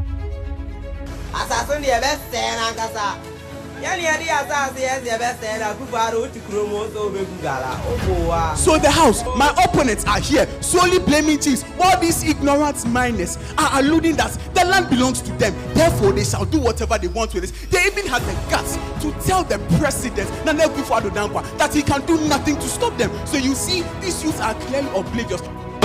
The biggest debate competition for senior high schools in Ghana is about to roll on radio, online, and on TV. Which school are you rooting for? And which side do you represent? For or against the motion? Stay glued to your superstation Love 99.5 FM as we bring to you the 6th edition of the Love FM High School Debate. Rally behind your alma mater as gallant young men and women from the various senior high schools in Ashanti elucidate their stance on matters of national interest. The Love FM High Schools Debate, trumpeting the voice of young ones on issues of national interest. This event is brought to you by a superstation, Love 99.5 FM, the Ashanti Regional SRC, and the Regional Directorate of Ghana Education Service Ashanti, and Let me see. She's never had a toothache before. There might be a cavity. Don't you use Pepsodent? We used to, but I'll try the new one. Ah, that's why. But doesn't every toothpaste give cavity protection? Not really. Pepsodent's Cavity Fighter repairs tiny invisible holes to give 10 times stronger teeth. Will you trust Pepsodent? Definitely. Pepsodent, 10 times stronger teeth. Use Pepsodent's Cavity Fighter. Ow. Let me see. She's never had a toothache before. There might be a cavity. Don't you use Pepsodent? We used to, but I'll try the new one. Ah, that's why. But doesn't every toothpaste give cavity protection? Not really. Pepsodent's Cavity Fighter repairs tiny invisible holes to give 10 times stronger teeth. Will you trust Pepsodent? Definitely. Pepsodent, 10 times stronger teeth. Use Pepsodent's Cavity Fighter. Ow. Let me see. She's never had a toothache before. There might be a cavity. Don't you use Pepsodent? We used to, but I'll try the new one. Ah, that's why. But doesn't every toothpaste give cavity protection? Not really. Pepsodent's Cavity Fighter repairs tiny invisible holes to give 10 times stronger teeth. Will you trust Pepsodent? Definitely. Pepsodent, 10 times stronger teeth. Use Pepsodent's Cavity Fighter. Ow. Let me see. She's never had a toothache before. There might be a cavity. Don't you use Pepsodent? We used to, but I'll try the new one. Ah, that's why. But doesn't every toothpaste give cavity protection? Not really. Pepsodent Cavity Fighter repairs tiny invisible holes to give 10 times stronger teeth. Will you trust Pepsodent? Definitely. Pepsodent, 10 times stronger teeth. Use Pepsodent Cavity Fighter. Ow. Let me see. She's never had a toothache before. There might be a cavity. Don't you use Pepsodent? We used to, but I'll try the new one. Ah, that's why. But doesn't every toothpaste give cavity protection? Not really. Pepsodent Cavity Fighter repairs tiny invisible holes to give 10 times stronger teeth. Will you trust Pepsodent? Definitely. Pepsodent, 10 times stronger teeth. Use Pepsodent Cavity Fighter. Ow. Let me see. She's never had a toothache before. There might be a cavity. Don't you use Pepsodent? We used to, but I'll try the new one. Ah, that's why. But doesn't every toothpaste give cavity protection? Not really. Pepsodent Cavity Fighter repairs tiny invisible holes to give 10 times stronger teeth. Will you trust Pepsodent? Definitely. Pepsodent, 10 times stronger teeth. Use Pepsodent Cavity Fighter. Ow. Let me see. She's never had a toothache before. There might be a cavity. Don't you use Pepsodent? We used to, but I'll try the new one. Ah, that's why. But doesn't every toothpaste give cavity protection? Not really. Pepsodent Cavity Fighter repairs tiny invisible holes to give 10 times stronger teeth. Will you trust Pepsodent? Definitely. Pepsodent, 10 times stronger teeth. Use Pepsodent Cavity Fighter. Ow. Let me see. She's never had a toothache before. There might be a cavity. Don't you use Pepsodent? We used to, but I'll try the new one. Ah, that's why. But doesn't every toothpaste give cavity protection? Not really. Pepsodent Cavity Fighter repairs tiny invisible holes to give 10 times stronger teeth. Will you trust Pepsodent? Definitely. Pepsodent, 10 times stronger teeth. Use Pepsodent Cavity Fighter. Ow. Let me see. She's never had a toothache before. There might be a cavity. Don't you use Pepsodent? We used to, but I'll try the new one. Ah, that's why. But doesn't every toothpaste give cavity protection? Not really. Pepsodent Cavity Fighter repairs tiny invisible holes to give 10 times stronger teeth. Will you trust Pepsodent? Definitely. Pepsodent, 10 times stronger teeth. Use Pepsodent Cavity Fighter. Ow. Let me see. She's never had a toothache before. There might be a cavity. Don't you use Pepsodent? We used to, but I'll try the new one. Ah, that's why. But doesn't every toothpaste give cavity protection? Not really. Pepsodent Cavity Fighter repairs tiny invisible holes to give 10 times stronger teeth. Will you trust Pepsodent? Two schools qualifying to the next stage of this competition, and these two schools include Presec Bompata and Anglican Senior High School Kumasi. And today we are seeing Contest 3 and Contest 4. Contest 3 has gone by already. We are now zooming straight to Contest 4, which is between Osei Kyeretwie Senior High School and Asanteman SHS. Yes, a lot of people would love to refer to this one as the Royal Derby. Now, these two schools are going to argue for and against the motion quote, China's influence in Africa is positive. Osei Kyeretwie is arguing for the motion, and Asanteman Senior High School is arguing against the motion. And so, straight up, like we did for the first competition, let's move straight to our teachers and our supporters and find out from them what they are bringing on board today. And I'm going to go straight from the gentleman here on my left. He is with Asanteman Senior High School. Share with us what we should expect from Asanteman today. Thank you very much. I am Kenneth Kofi Akpo, the WDS patron for Asanteman Senior High School. This contest is not new. Osei Kyeretwie, one of the schools that we met last year, and we showed them their place. And so coming this year, we are not doing any other thing than to show them their rightful place. And so they should be expecting a very intriguing and very, very nice performance this afternoon. And so we are here to win. Nananom.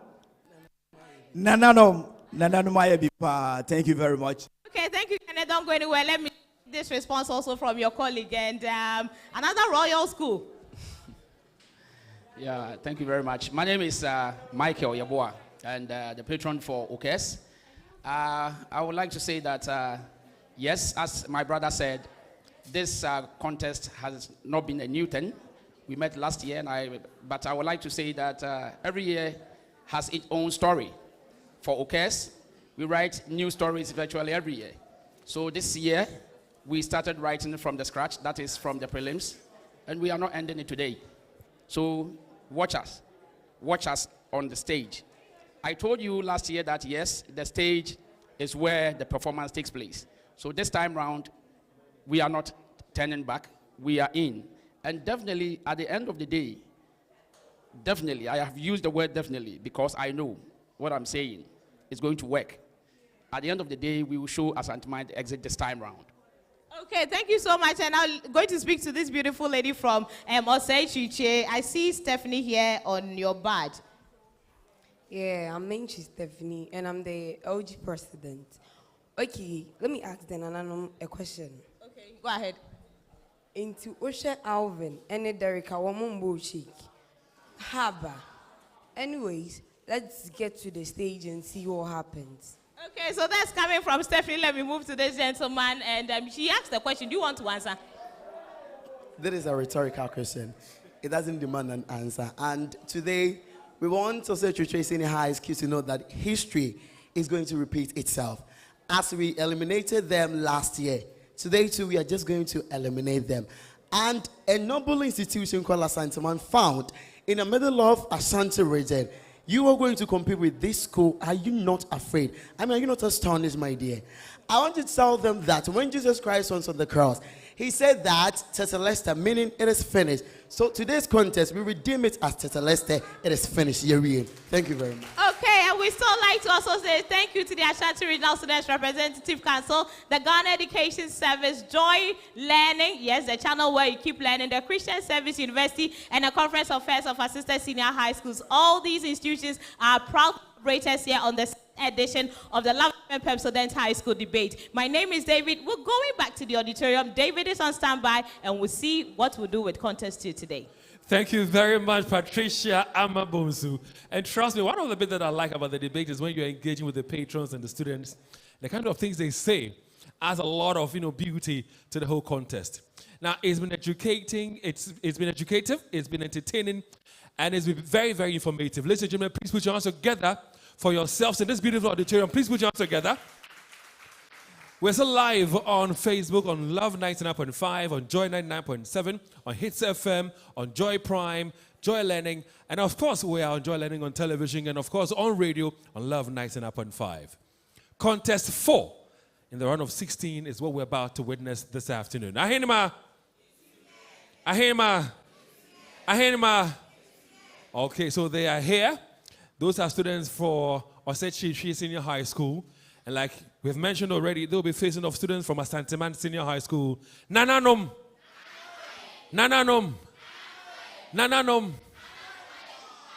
Now, because you're facing OKS and they are for the motion, I'll go back to Osei Kyeretwie Senior High School and ask them to stand. And as you stand, get ready to sing for us your school anthem. You know the drill already. OKS, please stand. I like the combination. You're well dressed. I like that as well. Now, they are here this afternoon to support their debaters. In a bit, we'll be introducing the debaters to you, but they are here, and at this very moment, they are ready to sing for us their school anthem. Collins, you ready? He says he is. Students of OKS, are you ready? Okay, so on 3. 1, 2, 3.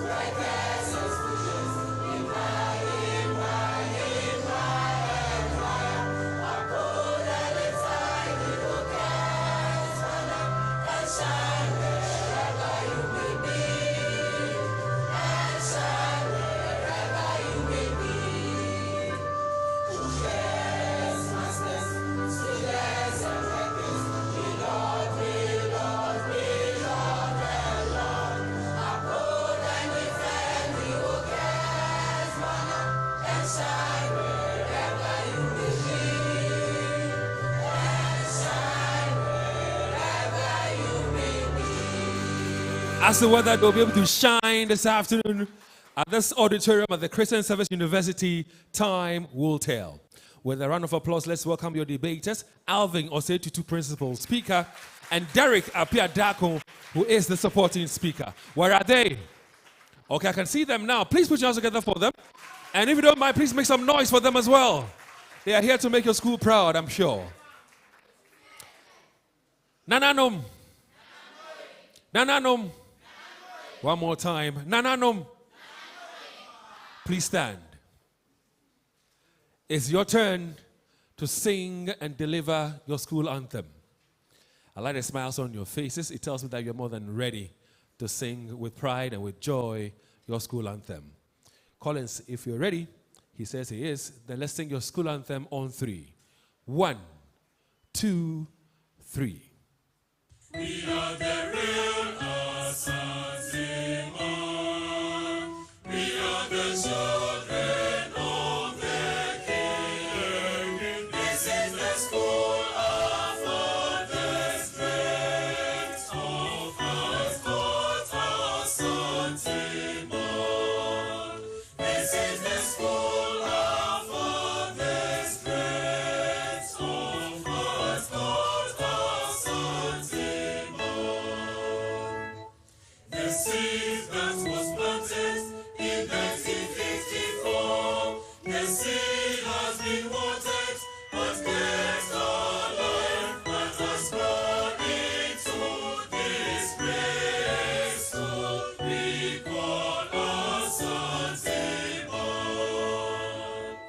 The seed that was planted in 1954, the seed has been watered, but there's no life that has grown into this place. So we call Asanteman. We will serve one another.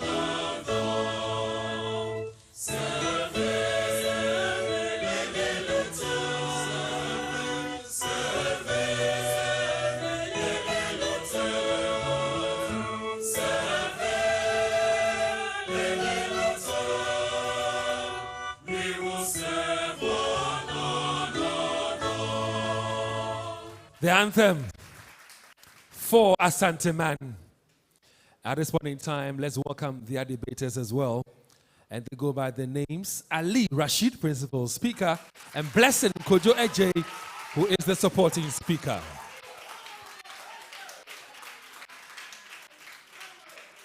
Okay.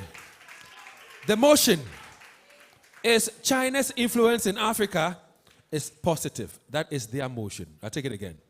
China's influence in Africa is positive.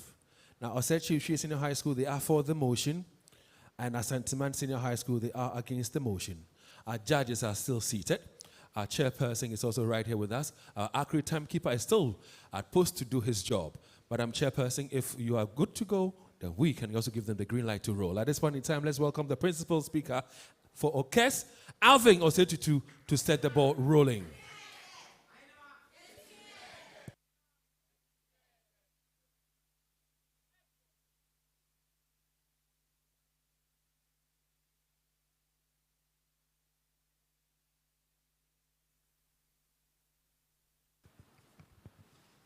Hello.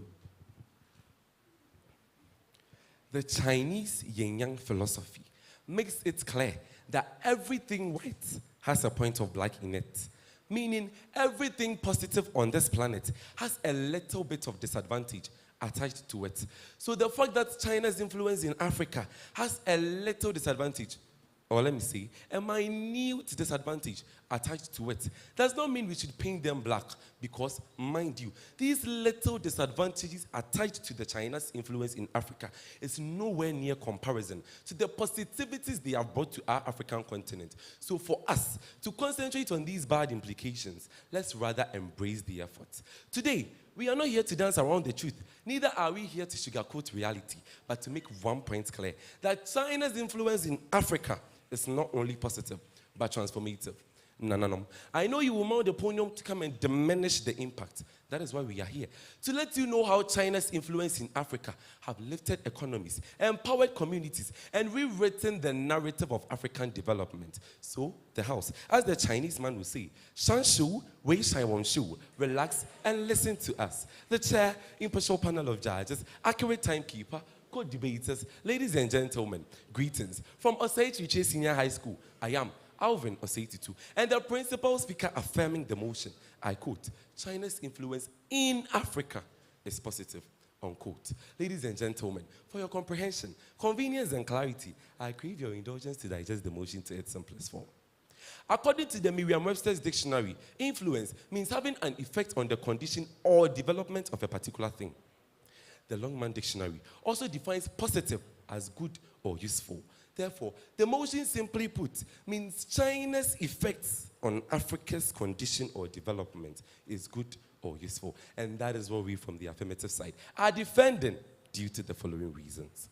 One, on my list, the chair, China's influence in Africa is positive because it has created more job opportunities, thereby providing massive employment, which is very essential for the development of every country and the continent they belong to at large.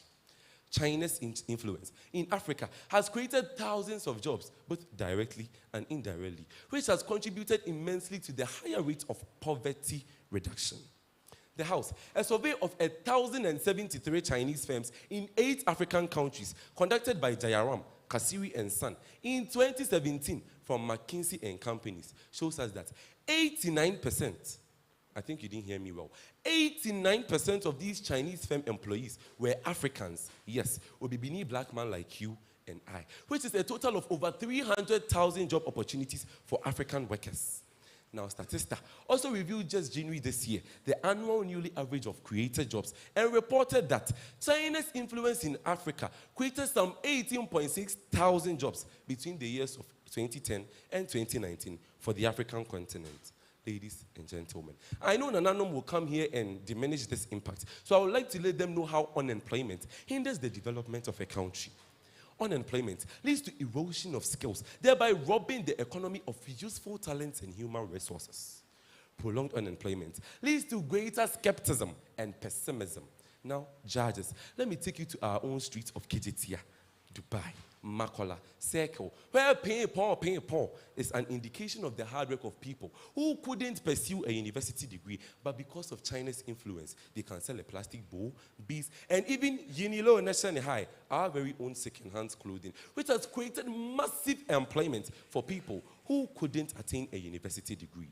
My opponents, how dare you term this impact as a negative one? Shaking my head. So my second point, the House, China's influence is very positive because China is the leading provider of financial support for development of infrastructure in our African continent. Yes, China has funded and built so many developmental projects such as roads, highways, ports, power facilities, just to mention a few. And almost every African country has benefited from this. Now, the evidence presented before you, Derek, give them my evidence, is the interior and the exterior look of the new Simon Mwansaka Proper International Airport, financed by China in Ndola, the Copper Belt province of Zambia.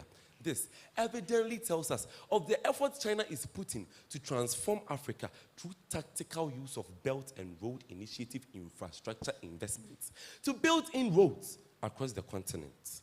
Now, according to the Ministry of Information by the People's Republic of China, between the year 2010 to 2020, China helped African countries to build over 13,000 kilometers of roads and railways.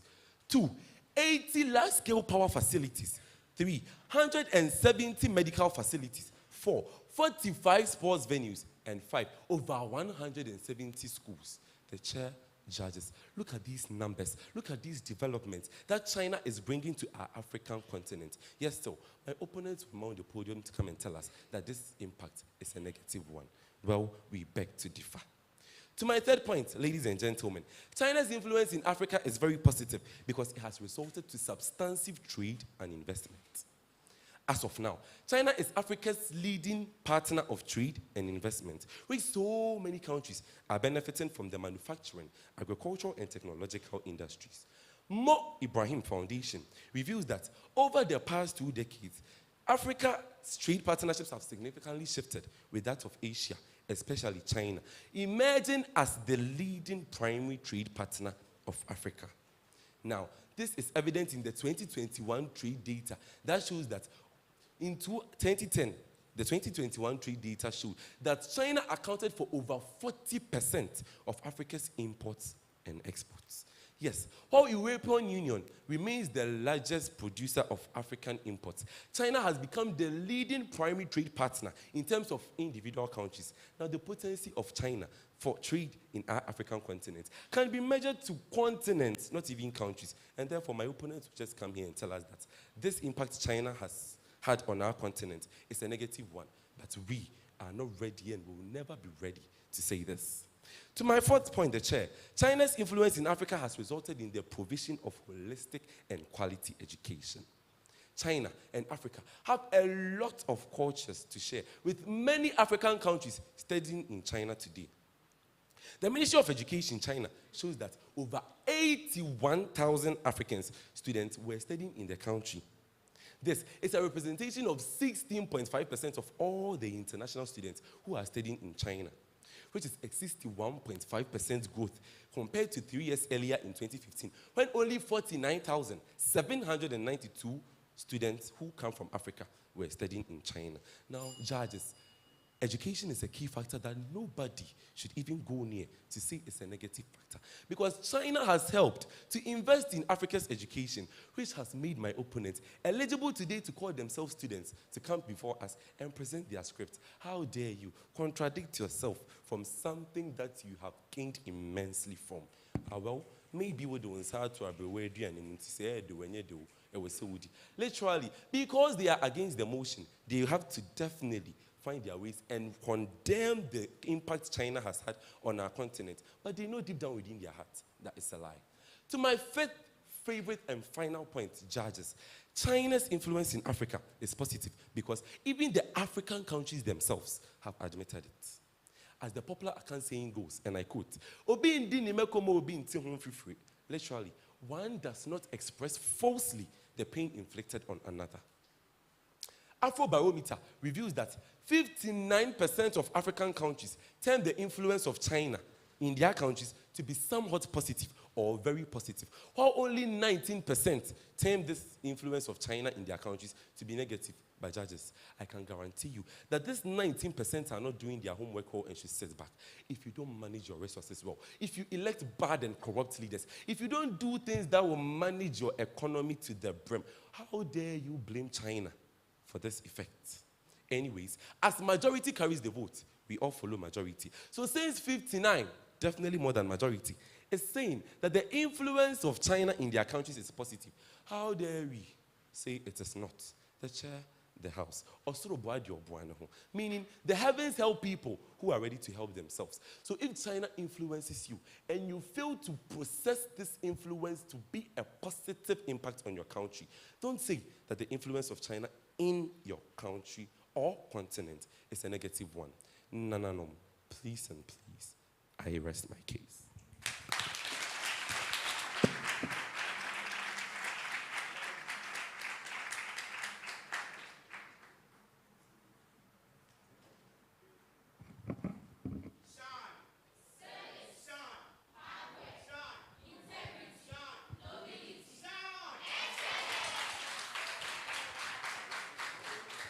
Nananom, I salute you.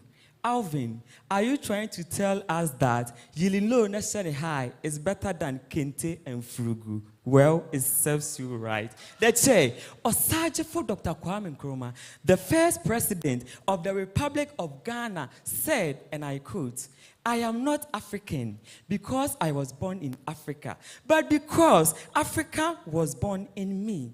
Unquote. The House, putting Nkrumah quote into today's contest, it seems we are lost. And if we do not speak up to condemn these devilish moves, it will be like robbing Peter to pay poor. And therefore, posterity will judge us badly. The chair panel of judges, accurate timekeeper, co-debaters, fellow students, all protocols duly observed. Good afternoon. Representing Nananom, Asanteman Senior High School, I am Ali Rashid, and the principal speaker against the motion on board, and I quote, China's influence in Africa is positive, unquote. The House, for clear argument, I would like to expatiate on some keywords in this particular motion. According to the dictionary.com, influence is the capacity to have an effect on the character, behavior, and the development of a person. And also, positive means something that is favorable or desirable. Therefore, the House, the motion at hand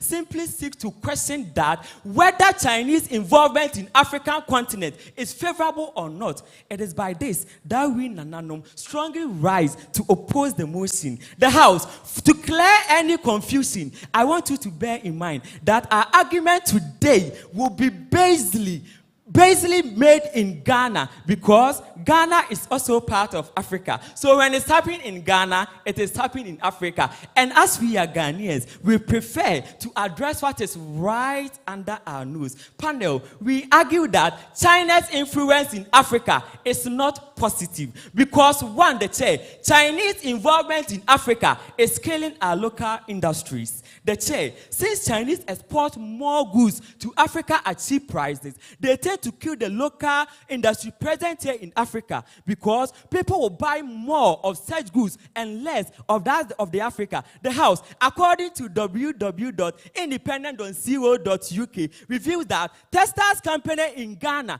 are lamenting over Chinese producing of similar products, which has led to the fall in their industries. Again, research.net also proves that about 80% of the textile company in Nigeria are exported from China, and this has led to the total collapse of Nigeria company. The House, for further argument, let's watch this video. Technical team, evidence. I'm going to share about this in another video, but I just think it's very interesting. I was sent this video of this wax print house, and it's China owned. Where you what? The House, Ghana was, Nigeria was print, Africa was print, has now turned to Chinese was print. This is what Okres people are here preaching salvation, saying that Chinese influence in Africa is positive. Point two, the chair, Chinese involvement in Africa has led to unfavorable terms of trade. Panel, Africa, we want to move away from exportation of raw materials to China due to the fact that as they export our raw materials at cheap prices, they process them into finished goods and bring them back to us at high price. And this has led to the balance of payment deficit.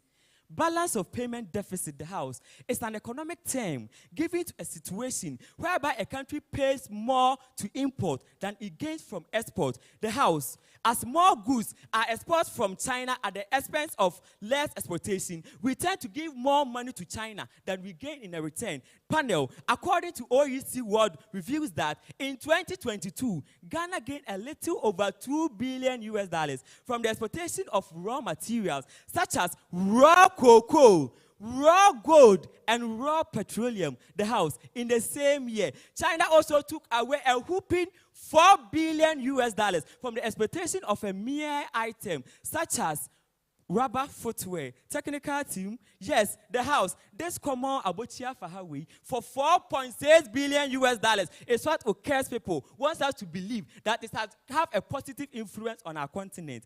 Panel of judges, we continue with our third point. Chinese in Africa hardly use our human resources.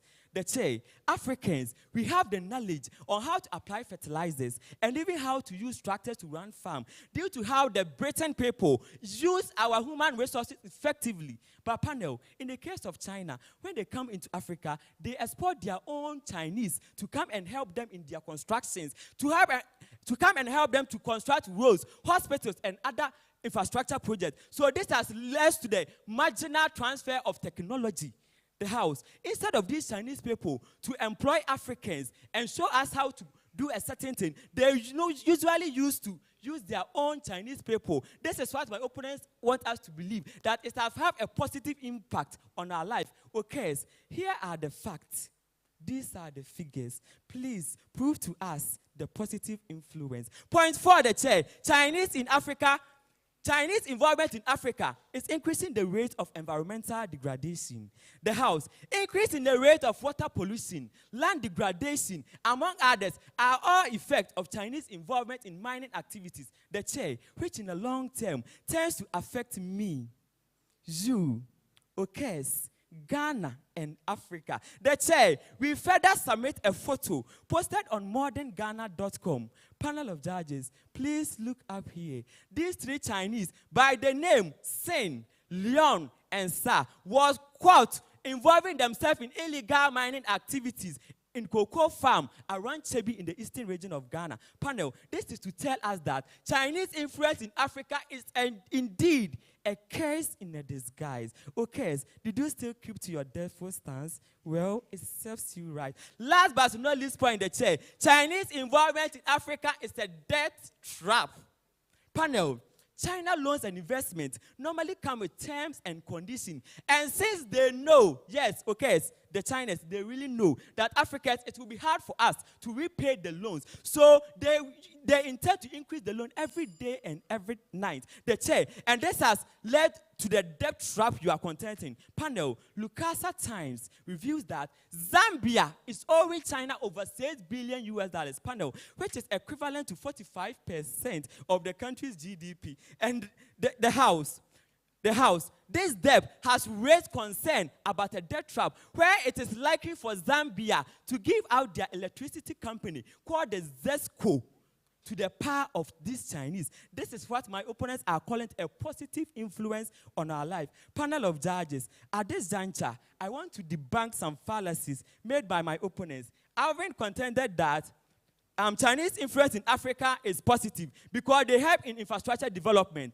But the purpose in infrastructure development is not just about the physical embodiment we see, but rather the economic benefits we have to get from it. But with these Chinese people, they are the ones who are responsible for the project, and they also use their own workers. And at the end of the day, the benefits Africa have to enjoy are taken away by the Chinese. And this is what Okes wants us to believe, that it is a positive influence. Alvin, continue preaching salvation, and I know very soon you'll be sent to China to work for them so that we can pay our loans. The chair, the House, my submissions are clear. Thank you.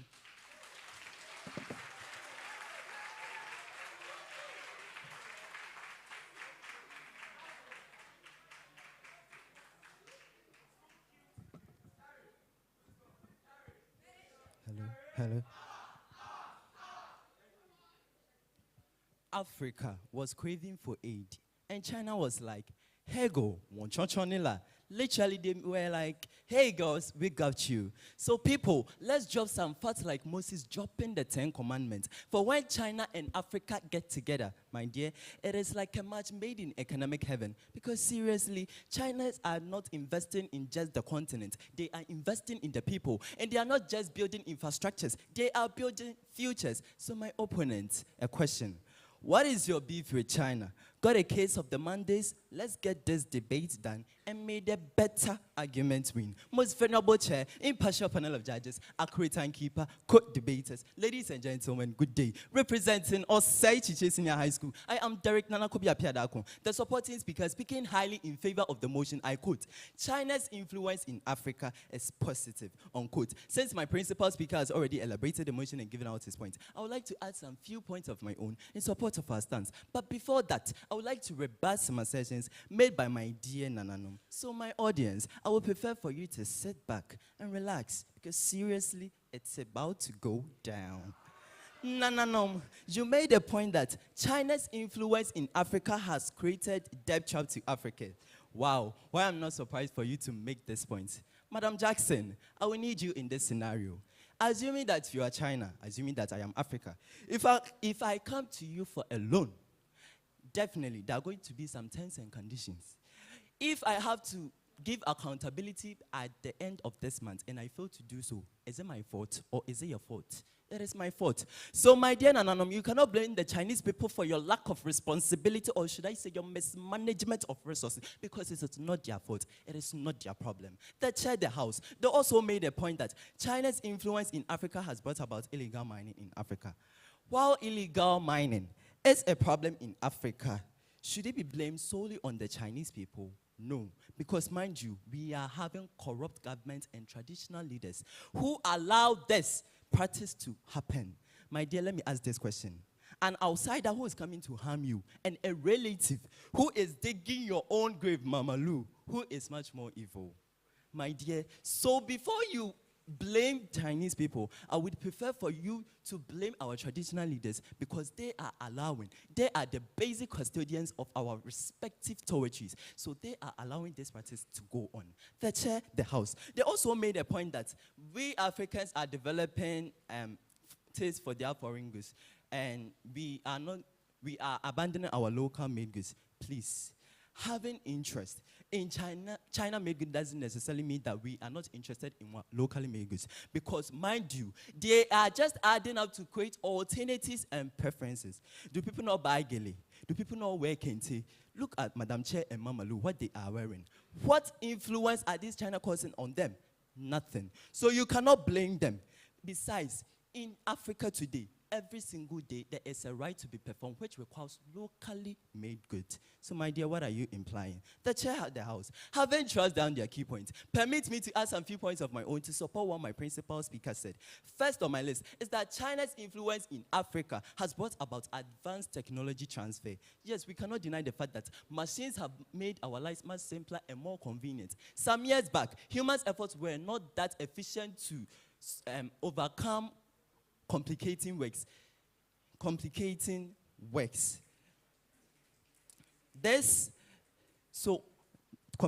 works, Mama Lou, at first, I remember that I used to pound fufu with all these sweat on my faces. Sometimes, some of these sweat even get into the fufu, which is not really healthy whilst I'm pounding. Because of China, they have bought a fufu pounding machine, which has helped us for me to enjoy my favorite food, which is fufu and kontomire soup. So, my dear, how is this making us, having a negative impact on us? The chair, a forceless work is much enjoyable and not tiring, because Chinese people has invented and brought about fufu pounding machines. And my dear, let me tell you, literally, a forceless work is much enjoyable and not tiring. Now let me talk of agriculture sectors. Ladies and gentlemen, we are now having tractors, excavators, and good fertilizers to grow our crops to become much bigger in size and bigger in number.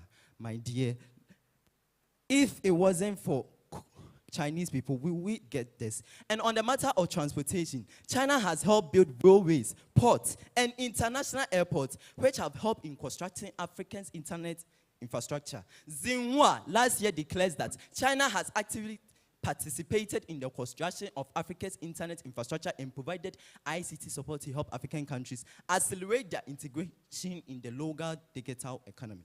Now, on to my second point in the chair, is that China's influence has brought about improvement in the healthcare systems of Africans. China has provided significant medical aid and support to Africa, improving our healthcare outcomes and also saving countless lives. If it wasn't for this collaboration between China and Africa, the outbreak of COVID-19 would have overwhelmed African healthcare system, leaving millions vulnerable and at the edge of death. Now, my opponent, let me ask you, who brought hand sanitizers? Who brought ventilators? Who brought the nucleic acid extraction agents? It was these Chinese people. My opponent, if it wasn't for China, would you be strong and healthy as you are right now? My dear, if it wasn't for them, I bet that during the COVID-19 lockdown era, you want to go and take the COVID vaccine injection. And by the grace of God, by the grace of China, now you are healthy and strong. And now you have the gut to speak against people who are halfway responsible for your good health currently. Hey, no. How can you be so ungrateful? This is not right. The chair, the house. National Library Medicine reveals that China invested over $5.6 billion in health funding worldwide between 2000 and 2017, including $1.6 billion in Africa alone. Now with this, how can you say that China's influence in Africa is negative? The chair, the house. On to my third and final point. China's influence in Africa is basically a win-win cooperation. Yes, the fundamental principles underlying the China-Africa cooperation is for both parties to benefit equally. China's investment in African industries, infrastructure, and natural resources is beneficial to Chinese companies, while it is also stimulating economic growth, providing job opportunities, and then improving the standard of living of Africans. My dear, is it wrong for China to also benefit while it is helping Africa to thrive? No. Mama Lou, let's come to our own lives. Even at a certain point in time, we hold some people. They chair the house. Thank you.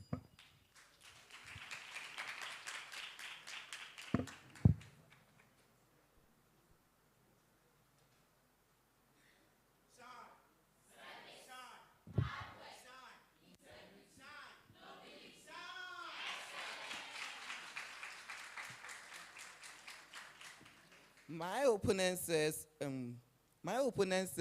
China's influence has led to quality of education simply because they presented evidence of 81,000 Africans studying in China. My dear, the question is, how many of them are willing to come back to contribute their quota to their country? My dear, don't try to throw dust into the eyes of the house. Also, the chair, they were here talking about leadership and so on.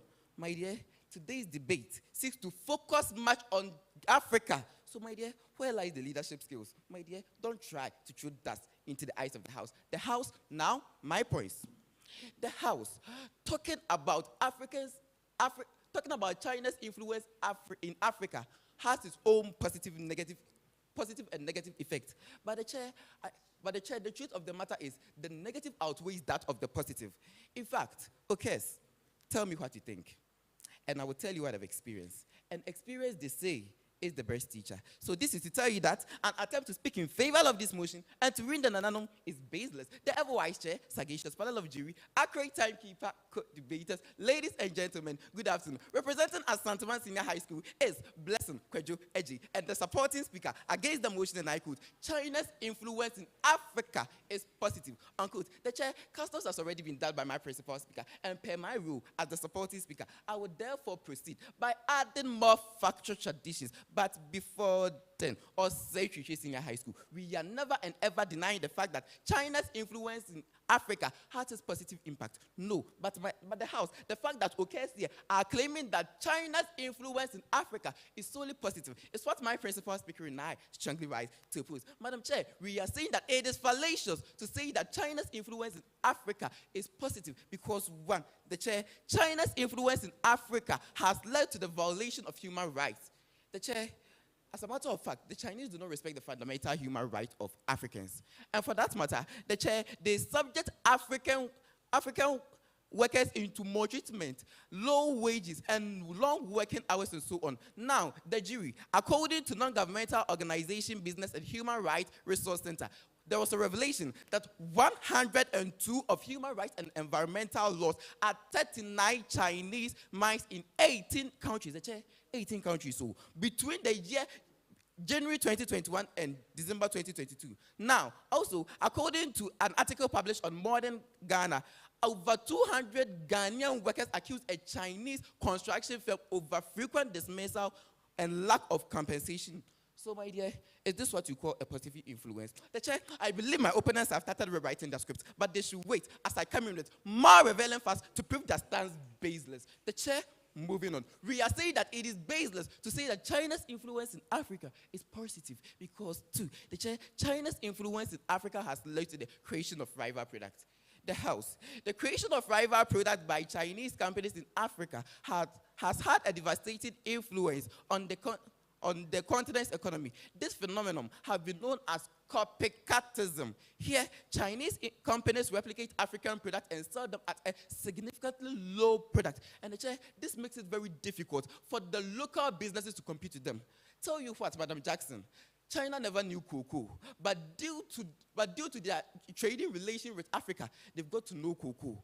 And also, they've got to know cocoa. And the chair, as it stands now, China is now producing synthetic cocoa, which is competing with that of our Africans. And the chair, this indeed leads to a reduction in demand for African cocoa.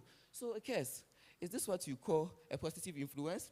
Well, it serves you right. Last but not least point, the chair, we are saying that it is illogical to say that China's influence in Africa is positive because China's influence in Africa has led to political unrest. The House, when you talk of political unrest, it refers to a situation where there is instability, conflict and tension in the country. The chair, it often involves the government, the citizenry, and political parties. Now, China's pursuit of national resources has led to a consensus about undemocratic practices. Nigeria, according to Mills.edu, there is a revelation that China trains rebels in Guinea-Bissau in the year 1960. And also, according to a documentary by Amnesty International, during the 2004 massacres in Defa, China supplied trucks of round up to 168. 168 people from the village of Wadisala. The villagers were then blindfolded and shot. So the chair, this is a clear evidence that China's influence in Africa has contributed to political unrest. Now, rebuttals. The chair, my opponents also made an assertion that Chinese influence in Africa has led to transformation. My dear, if you were really saying that, then I was in high anticipation for you to present an evidence to corroborate what you are saying. But since you didn't do that, don't try to deceive the House. The chair, the House, I believe that at this point, no drama and sweet words from my opponents have bamboozled any one of you here. The chair, the House, my submissions are clear. Thank you.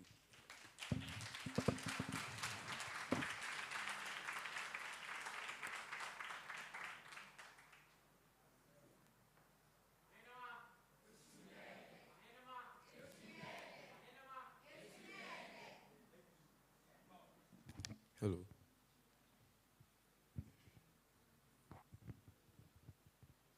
The chair, impartial panel of judges, accurate timekeeper, co-debaters, ladies and gentlemen, my second coming here is not to raise any further arguments, but to summarize the points raised by my supporting speaker and I.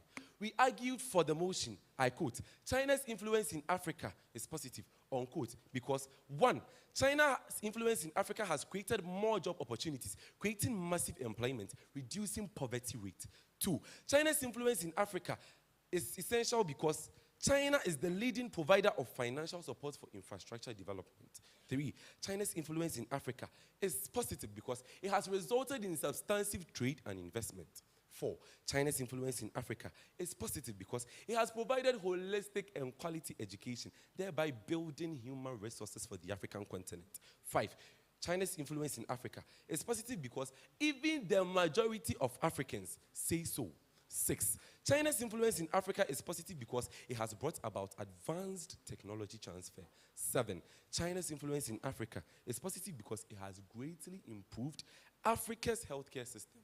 Our last point, China's influence in Africa is positive because it is a win-win cooperation which both Africa and China benefit from.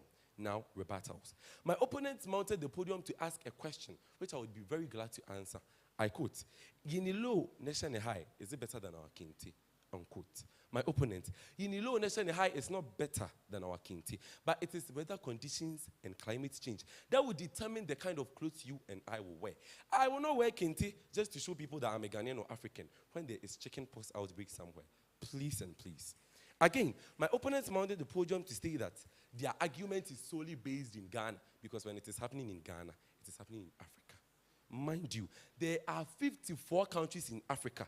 You came here just to debate on one country, telling the motion that the motion didn't find it essential to frame it as China's influence in Ghana is positive.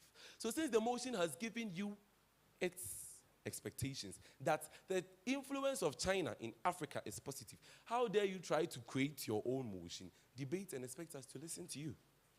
Again, my opponents say that came to say that, why don't these Chinese employ us rather? The chair of the House.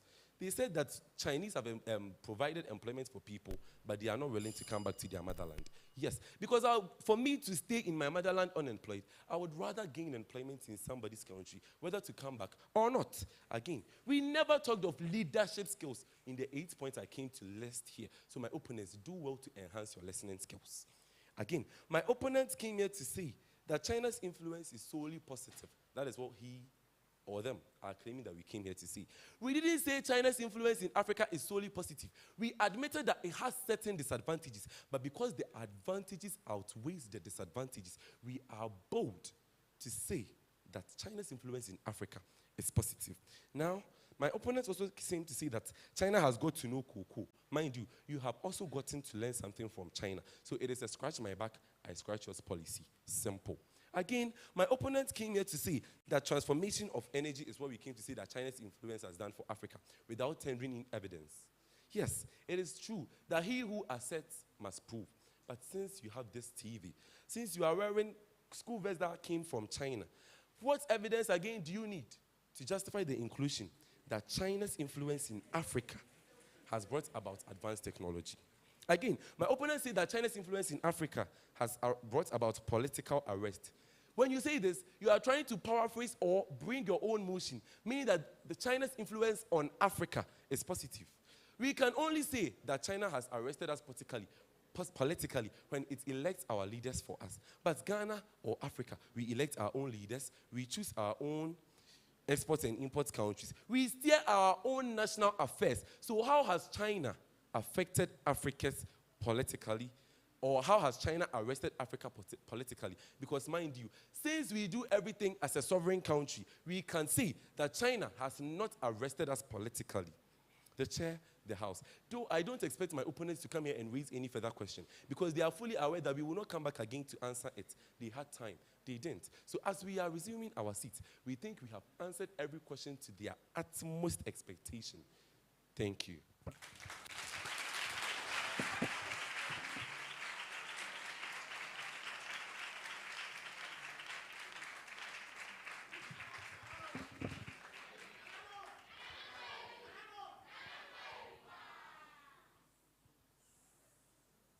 The chair panel of judges, my opponents, the House, at the summary stage, we, against the motion, debated on the following points. We argue that China's influence in Africa is not positive because, one, Chinese involvement in Africa is killing our local industries. Two, Chinese involvement in Africa has led to unfavorable terms of trade. Three, Chinese in Africa hardly use our human resources. Four, Chinese involvement in Africa is increasing the rate of environmental degradation. Five, Chinese involvement in Africa is a death trap. Six, Chinese involvement in Africa has led to the violation of human rights. Seven, China's influence in Africa has led to the creation of rival products.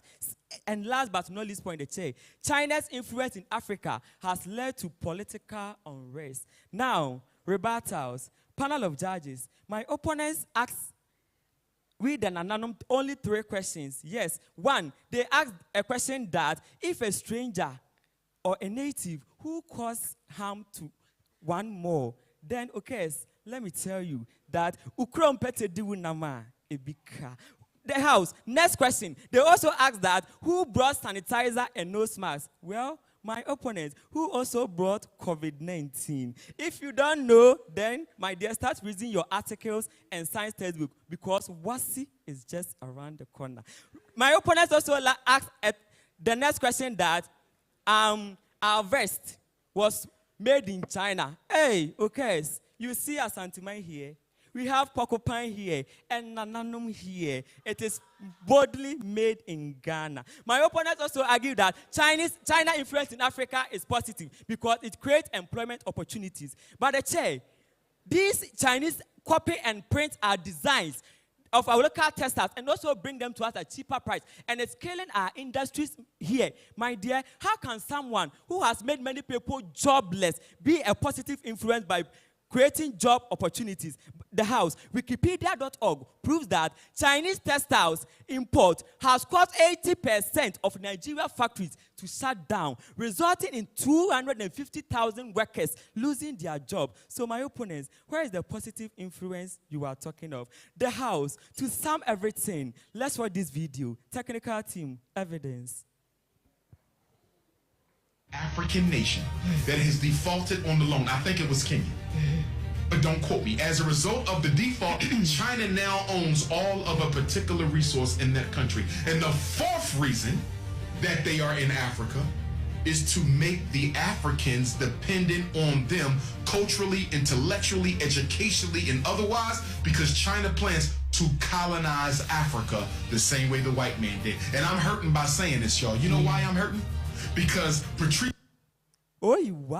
The voice of the people. Okay, the House, at this juncture, I can't help alone but to call all Nzandris, not excluding Okes, to come with us, we Nananom, as we strongly stand to voice out, to fight for Africa, because whether with China or without China, Africa is still Africa. The chair, the House, I do rest my case. Thank you.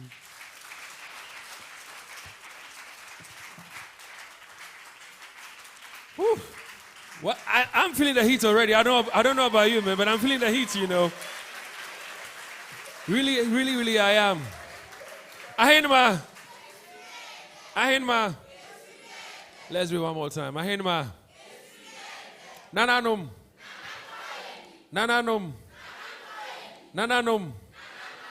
Listen, put your hands together for the debaters for me. Alvin Osei Kyeretwie and Derek Apia Dako of Osei Kyeretwie Senior High School, and Ali Rashid Blessing Kojo Ej of Asanteman Senior High School. That was just contest 4 gone by. The motion, China's influence in Africa is positive. Okes, they were for the motion. Asanteman, they were against the motion. At this point in time, well, I would like my ladies to take it away, over from me right now. They've got some messages to share with you from our socials, plus some very important messages from our sponsors as well. Let me give it this time around to Becca. Lady Becca, take it away. Okay, so we'd like to say a big thank you to Top Choco. Nothing is tastier than Top Choco chocolate spread on bread. Our Top Choco 3-in-1 chocolate drink is a delicious chocolate drink that combines the great taste, vitamins, and nutrients of Ghana's finest cocoa, milk, and sugar. All you need to do is just add hot water. You need also to try our Top Choco Choco Cup, which is a crowd pleaser. Top Choco is also available in a shop near you. Top Choco, we say pure chocolate bliss. Top Choco, it's chocolati.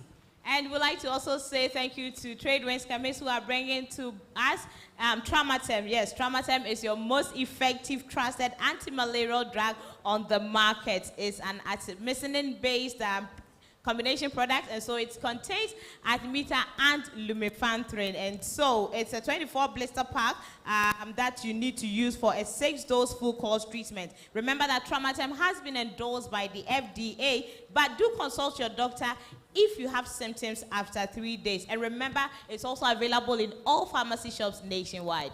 Let me also tell you about Super Lovec phones. You can buy or order all your phones, tablets, and other mobile devices via our Play Store app from our website, www.superlovec.com, and enjoy a discount of up to 50%. And Super Lovec phones gives you a free glass protector with every purchase you make. You can locate us at Asafo, opposite the VIP station, Adum PZ Sofa Line Tech Junction, and then Keditia between Opportunity Bank and MTN. I would like to also say thank you to DBS Industries, your reputable name when it comes to roofing in the whole country. Now, if you are into the construction or estate industry, please make your way to DBS today because they are giving you still huge discounts on all of their roofing sheets that they sell. And you can actually also visit our offices in Accra and Kumasi for free estimates. DBS Industries, we say what? Roofing Papa Pafie. And every child with a good future depends on the foundation laid by their parents. Are you a school or parent looking for quality NACA and GES approved English, science, mathematics, and computing books for your wards? Then Best Brain Publication has got you covered. We also produce or provide all subject books for children at crèche, nursery, kindergarten, and primary level. You can locate Best Brain Publications at Pankrono. Best Brain Publications, we say, securing tomorrow's academic well-being today. Now, every year, dentists advise us to visit them at least twice in a year. So maybe in the first quarter, you go to a dentist, and in the second quarter, you actually also visit your dentist. But the thing is that it is not all of them who can actually give you proper work or give you proper services when you go there. The only place I can recommend for you is Daxa Dental Clinic right here in Kumasi. When you go to Daxa Dental, they'll make sure that they help you polish your teeth, they extract any debris that is in between your teeth. If you have bad breath, Daxa Dental will make sure that they recommend Pepsodent Cavity Fighter actually also for you. And so please make your way to Daxa Dental today. They also have modern X-ray digital services for your diagnosis. And please, if you are a family, if you're a corporate institution, make your way to Daxa Dental right now, because they also have amazing packages for such groups, I must say. Locate them in Kumasi once again at Amekom. They are inside the City Style building. When you go to IPT, that's the Tanosu Road, you find them opposite the first gate of Amstead, and also at Ahojo, you can locate them opposite Latest Foam. Daxa Dental, we say what? Smile with confidence. There's an all-new fortune in town, and that is the Fortune Low-Fat Spread on bread. It is yummy, nutritious, delicious, and it spreads easily. Fortune Low-Fat Spread for bread has a creamy taste and is packed with 7 essential vitamins to keep our little stars energized. This advert is FDA approved, so whether on bread, biscuits, corn, or toast, Fortune Low-Fat Spread for bread is always a point. And lastly on my list, we say a very big thank you to Jamal Soap from Wilma for cleaner, fresher wash. Now, in July, there's an adventure happening, Kanketsi, the Sea Travel Consult. They are taking you and I to Kenya and Dubai. The date is from 14th July to the 21st of July 2024. Now, this is what the tour package includes. You get a UAE visa, you get a return ticket, and you also get free meals with this particular thing. So please call your friends, family, friends, loved ones right now and book or make your reservation today. If you want a travel agency that can give you personalized, customized services when it comes to travel insurance, business conferences, and vacations, the Sea Travel Consult is the only place in Ghana that you can think of. The Sea Travel Consult, we say this is life. And before I go to the comments that you are putting up on our social media handles, let's also say thank you to Slim and Fit. I know what Slim and Fit have done for Becca. I told you the story the last time. Please make your way also there. If you think you have gotten this fat that you need to lose, you can't look very good in that beautiful dress you want to take to that party or to that baby christening, please don't worry. Get yourself the best weight loss solution, that is Slim and Fit today. It's been approved by the FDA and also endorsed by Ohineri Giftianti and Timakunkum. Slim and Fit, we say what? We help you to regain your confidence. And Becca, are we ready with the comments on social media? Oh, yes. Opinion. Oh, yes. Who? Vim Naswati. Which school is going home today? I heard Love FM SHS. Which school is progressing to the next stage? Okay, so let's also find out from the people watching live on Facebook. We have Saida Ahmed. He says, it's obvious Okes can't win against Asanteman. As SAS, we are winning. Osei Kyeretwie says, Okes and Kuhis came, they saw, and they have conquered. Ateke Jamanus says, Asanteman, we are the children of the hills. Your brother from Owas greets you. Kojo Streak says, it looks like Nananom are crawling in debate.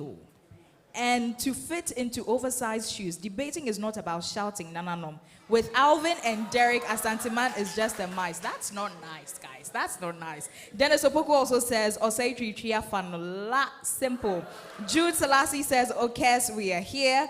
Okronkroni Gideon says, Alvin, Osei, Okes. Okay, Jude Selassie also goes on to say, Okes all the way. Wanda Williams says, Asanteman all the way. Gentle Kelvin says, go there, Alvin. Brian Larry says, Alvin heat.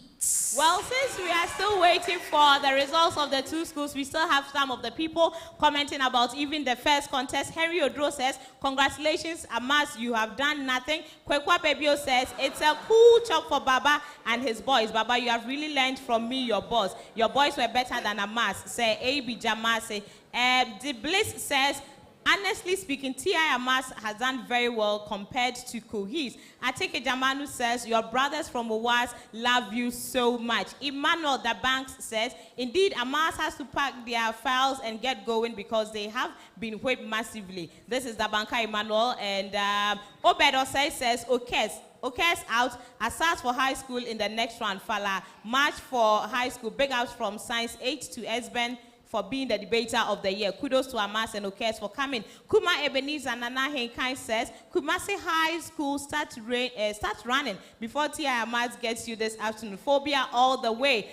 Benjamin Will Smith Jr. says, Emrantia, we are on action. Go on, my boys. We are the true conquerors. Elias Mubarak says, the principal speaker for Amas is simply amazing. Amayal says, the only high school in Ghana. And Dennis Opoku says, Amas, I know you saw how we defeated Olag with 2 points, and you guys will have mercy on you. So he gives his own figures there. But I'm going to end with this comment coming in from Jaydan, who says, aside, this has been a contest for me, and I'm rooting for Amas. There's no way Ghana can sail through without IMF. Thank you, Halima. Thank you, Andy. Hail real Amas. So these are some of the interesting comments you are putting up on our Facebook and our YouTube timelines. Thank you so much for sharing them. Well, trust me, we've enjoyed your company this afternoon.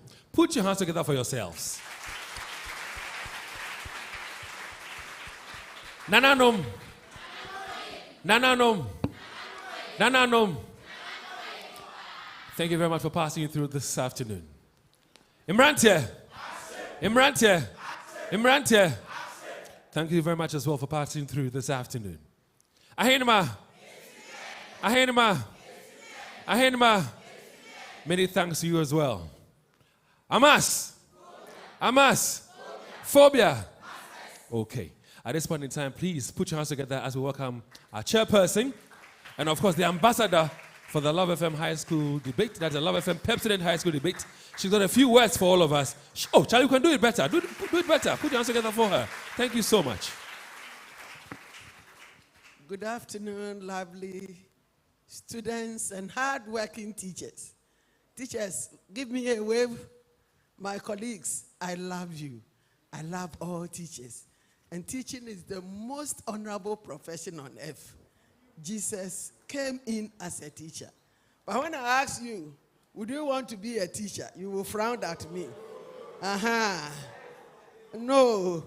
How could you get your dreams fulfilled without a teacher? Shall we give our teachers a hand? So all teachers, I salute you. Let's continue to work hard. For me, my pride is to come across professors who will give me a salute and even remind me I taught them in 1979 in Kumasi High School. You know, when I was there, the Minister of Education, my student, the Minister of Education, and that is my pride. We pride in the success of others. That is the work of teachers. I'm speaking on behalf of Jackson University College. And Jackson University College, we are one of the best institutions, even the best, adjudged by British Council who impact or teach IELTS, IELTS for short. Students who want to go outside to go and study, you want scholarship, you need to pass the IELTS. Doctors, nurses, anybody who wants to go out, America, Europe, to go and work, you need to pass these IELTS. And in Ghana, Jackson University tops it all. British Council have given the institution the best award for producing students who have excelled in IELTS. As I talk about IELTS, you are not aware. So I'm telling you so that you can also educate your friends and others. By the grace of God, through our NIIT and IELTS, a lot of people have gained the opportunity to work outside the country. We used to send nurses to UK and Canada, US, free of charge when they have passed the IELTS. This year, we have not been able to do that.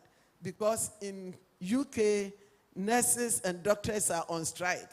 So the agencies are waiting to solve the strike before we can move on with this good work we were doing. Tell your neighbors, those who struggle to go to UK, US, and so on, without passing the aisles to be recruited, and they go there. They go there and they don't have work to do. Some you don't have accommodation and elsewhere. But even though they have put hold on the recruitment, we are still training people on the aisles so that when the ban is lifted, many people can go there. They were going with free visa, free air ticket, free accommodation in UK. And we are praying, hoping it will come back to life. In August, we are also going to organize IoT, Internet of Things, for SHS students. What is Internet of Things? That is being able to access or develop things even on your mobile phone. Last year, one of the students, the mother owns a shop. So what the boy was able to develop was that anything the mother brings into the shop, it will automatically be recorded. Anytime someone comes to purchase, it will subtract. At the end of the day, the boy was able to help the mother to know the income, how much money it came in, how many goods they brought in, and how many goods that went out. You can also do the same. I told other groups that some students developed a concept where you clap and fans will go off. You clap. Even you saw on the video. You clap and fans will come on. You enter a room in the dark and the lights will come on. You leave and the lights will go off. Since you are all students in Kumasi here, you are invited because it will suit you. In August, if you are interested, we'll call the number. It was on the screen. They are showing it. Thank you. You see our students learning so many things. You put your hand under the sink and water flows. You remove your hand and it reduces. We also help people with CPDs, doctors and nurses. We help them with continuous professional development. All these are something Jackson University has been doing. We also have a university, we have partnered with South Africa. You can have your business education only in 3 years. I just want to sit down and help you. When in future you are making a choice for a university, don't just jubilate that you have got admission in a university. Think of the program that will help you to be productive, secure a job. I heard hygiene education. Hygiene education, which part in Ghana would you hold a certificate of hygiene education? It's not in the GES educational curriculum. So with 4 years hygiene education, where would you be? The best one I want to recommend is Christian Service University. And I humbly recommend myself because that is 50 years and mine is 15 years. So the second I will recommend to you is Jackson University College. Thank you and God bless you. Her name is Mrs. Theodosia Jackson of the Jackson University College. Ladies and gentlemen, I have the results for both contests. Now, before I run you through the results, I'd like for us to ask the debaters from the earlier competition, the very first contest, Esben, Ayikade, Wemako, and Yeboah Frederick to stand. Please stand. If you're in the auditorium, please stand. There they are. Just stand where you are. Halima Abdul Mumin and Ejay Andy Boache, please stand as well. Mumin and Ejay Andy Boache. All right, so their contest had a motion, Ghana can survive without IMF. These are the young ones who represented your school, and I'm sure they've done your school proud. I asked them to stand, so we look at them. The cameras will capture them one more time as we put our hands together for them. Please, show them love. Show them love. So please take your seats now as I announce your results. Now, Kumasi High School, you were for the motion, so I'll start with your results. I will begin with organization and clarity. Organization and clarity. One of our judges this afternoon scored 23 for Kumasi High School. The other one scored 25, and the final judge scored 28. 23, 25, 28 amounts to 76. By way of argument and development, one of the judges scored 23, the other scored 25, and the final judge scored 25 as well. So 23, 25, 25 amounts to 73. Let's now focus attention on effective use of rebuttal. By way of effective use of rebuttal, one of our judges scored for Kuhis 12, second judge scored 8, the third judge scored 11. 12, 8, 11 amounts to 31. Presentation style, Kumasi High School. One of the judges scored for you 13.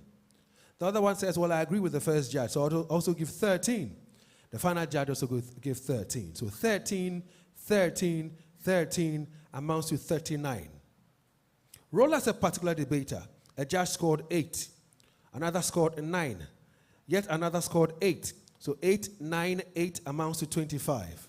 So your scores in total, 76, 73, 31, 39, 25 amounts to 244. 244 for Kumasi High School. Now the results for TIMS. Organization and clarity.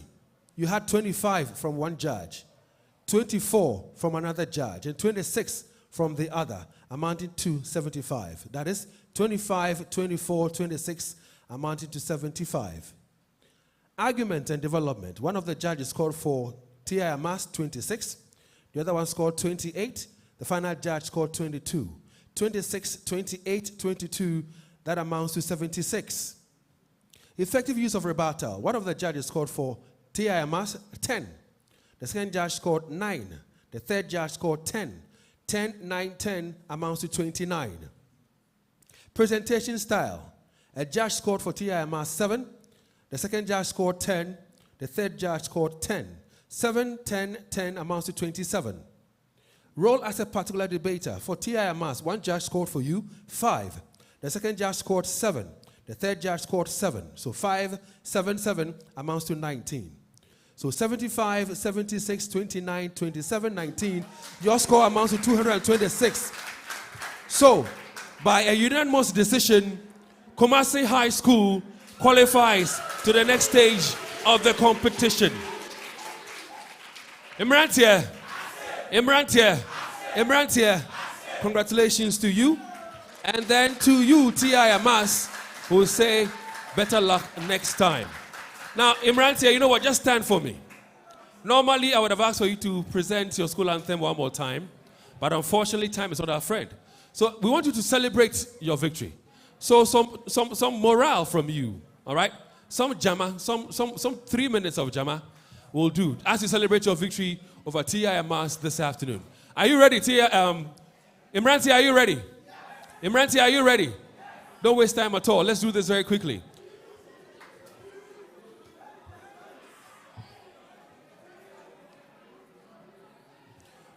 Whilst they get themselves ready, I would like to take this opportunity to say a big thank you to Pepsodent Cavity Fighter, to the Jackson University College, to Big Go, to, of course, Cowbell, and to the Christian Service University. Imrantia, if you're ready, the airwaves is yours. Your 5 minutes of Jama starts now.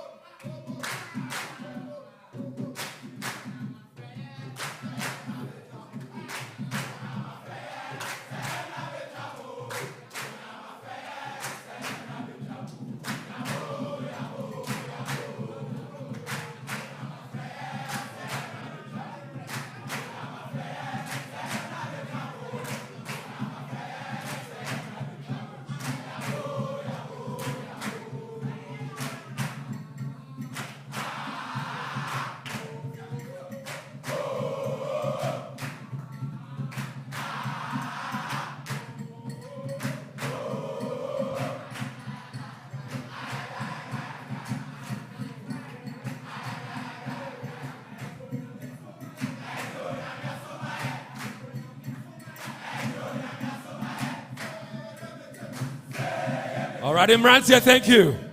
I know that on your way back to school, you'll be singing more of such a mess. So Imrantia, settle down. Imrantia, settle down.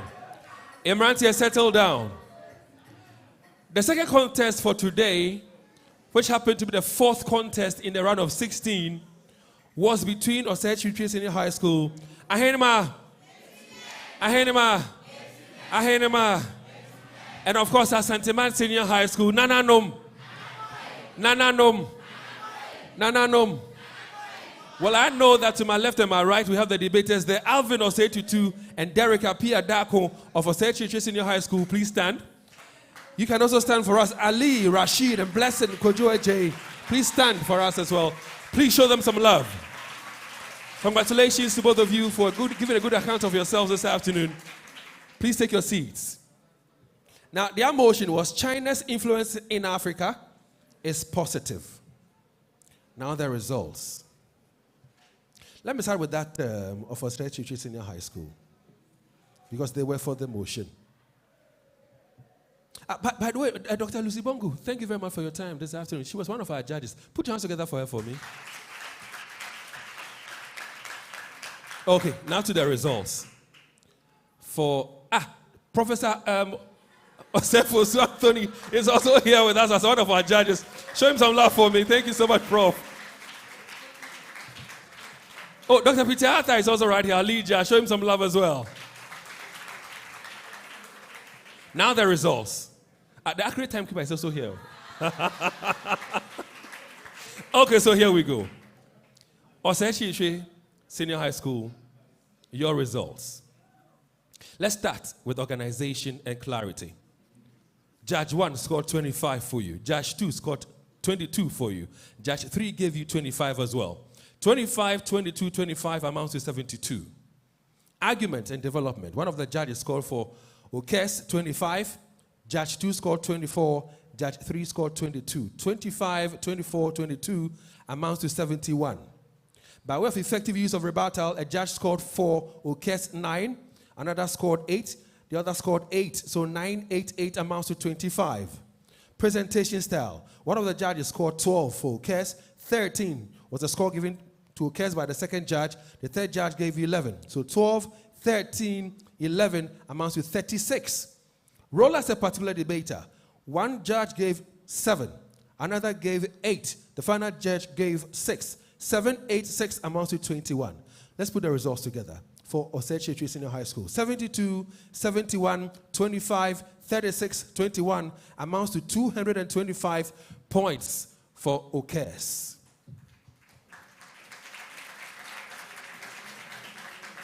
Now the results for Asanteman Senior High School. Same style. Organization and clarity.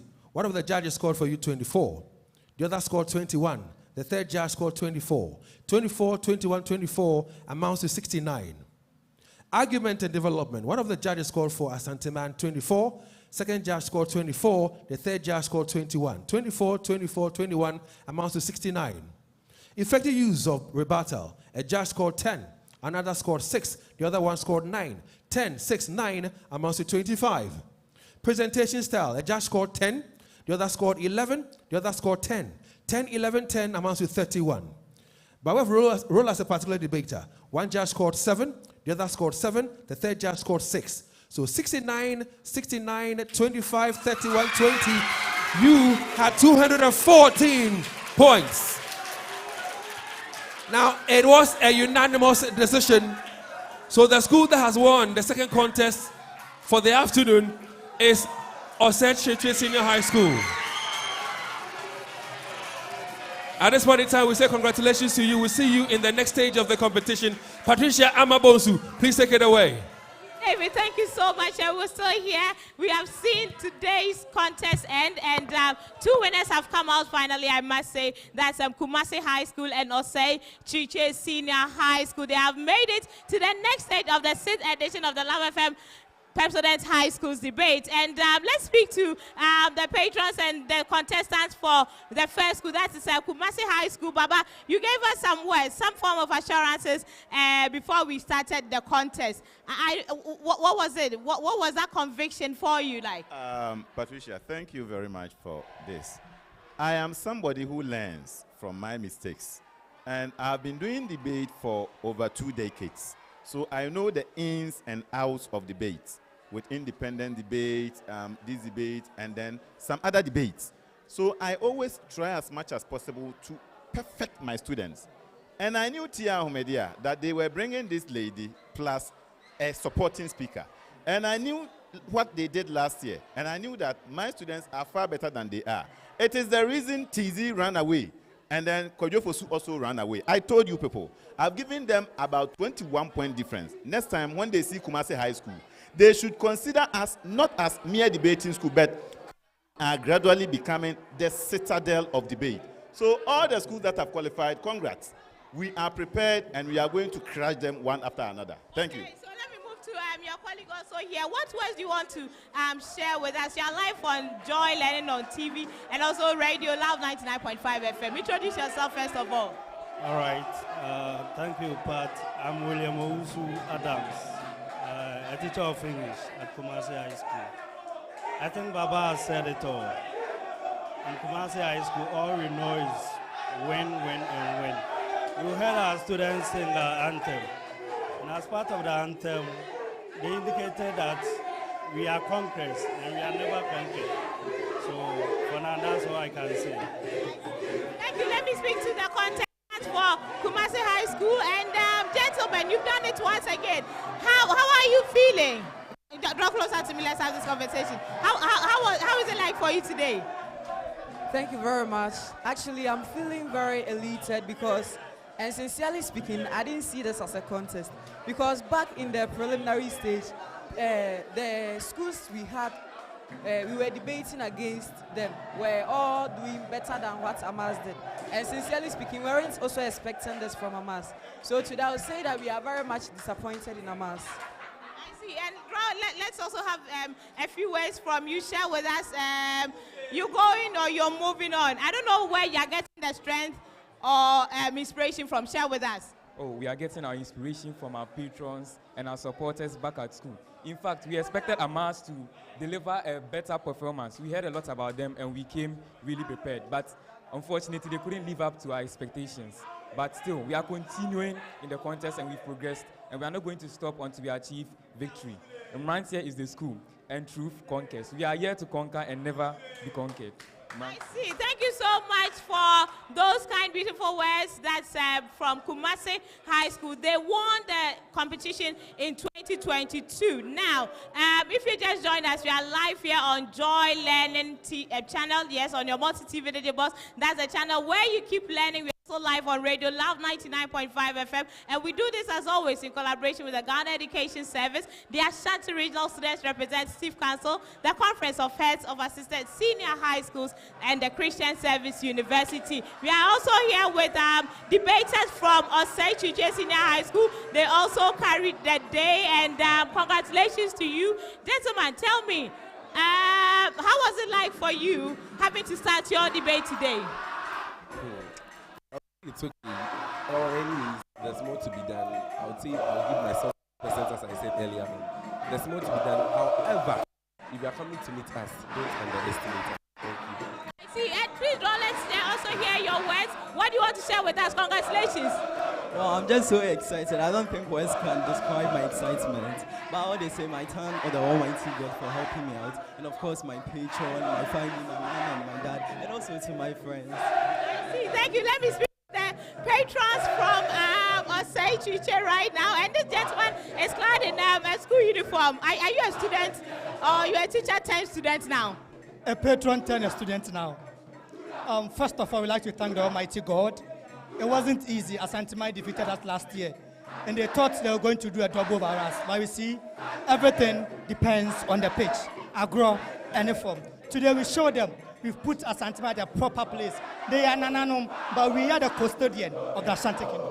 I see. Is this like what you refer to as a royal revenge? Because people who thought that this was going to be a royal derby. Is this what you call a royal revenge?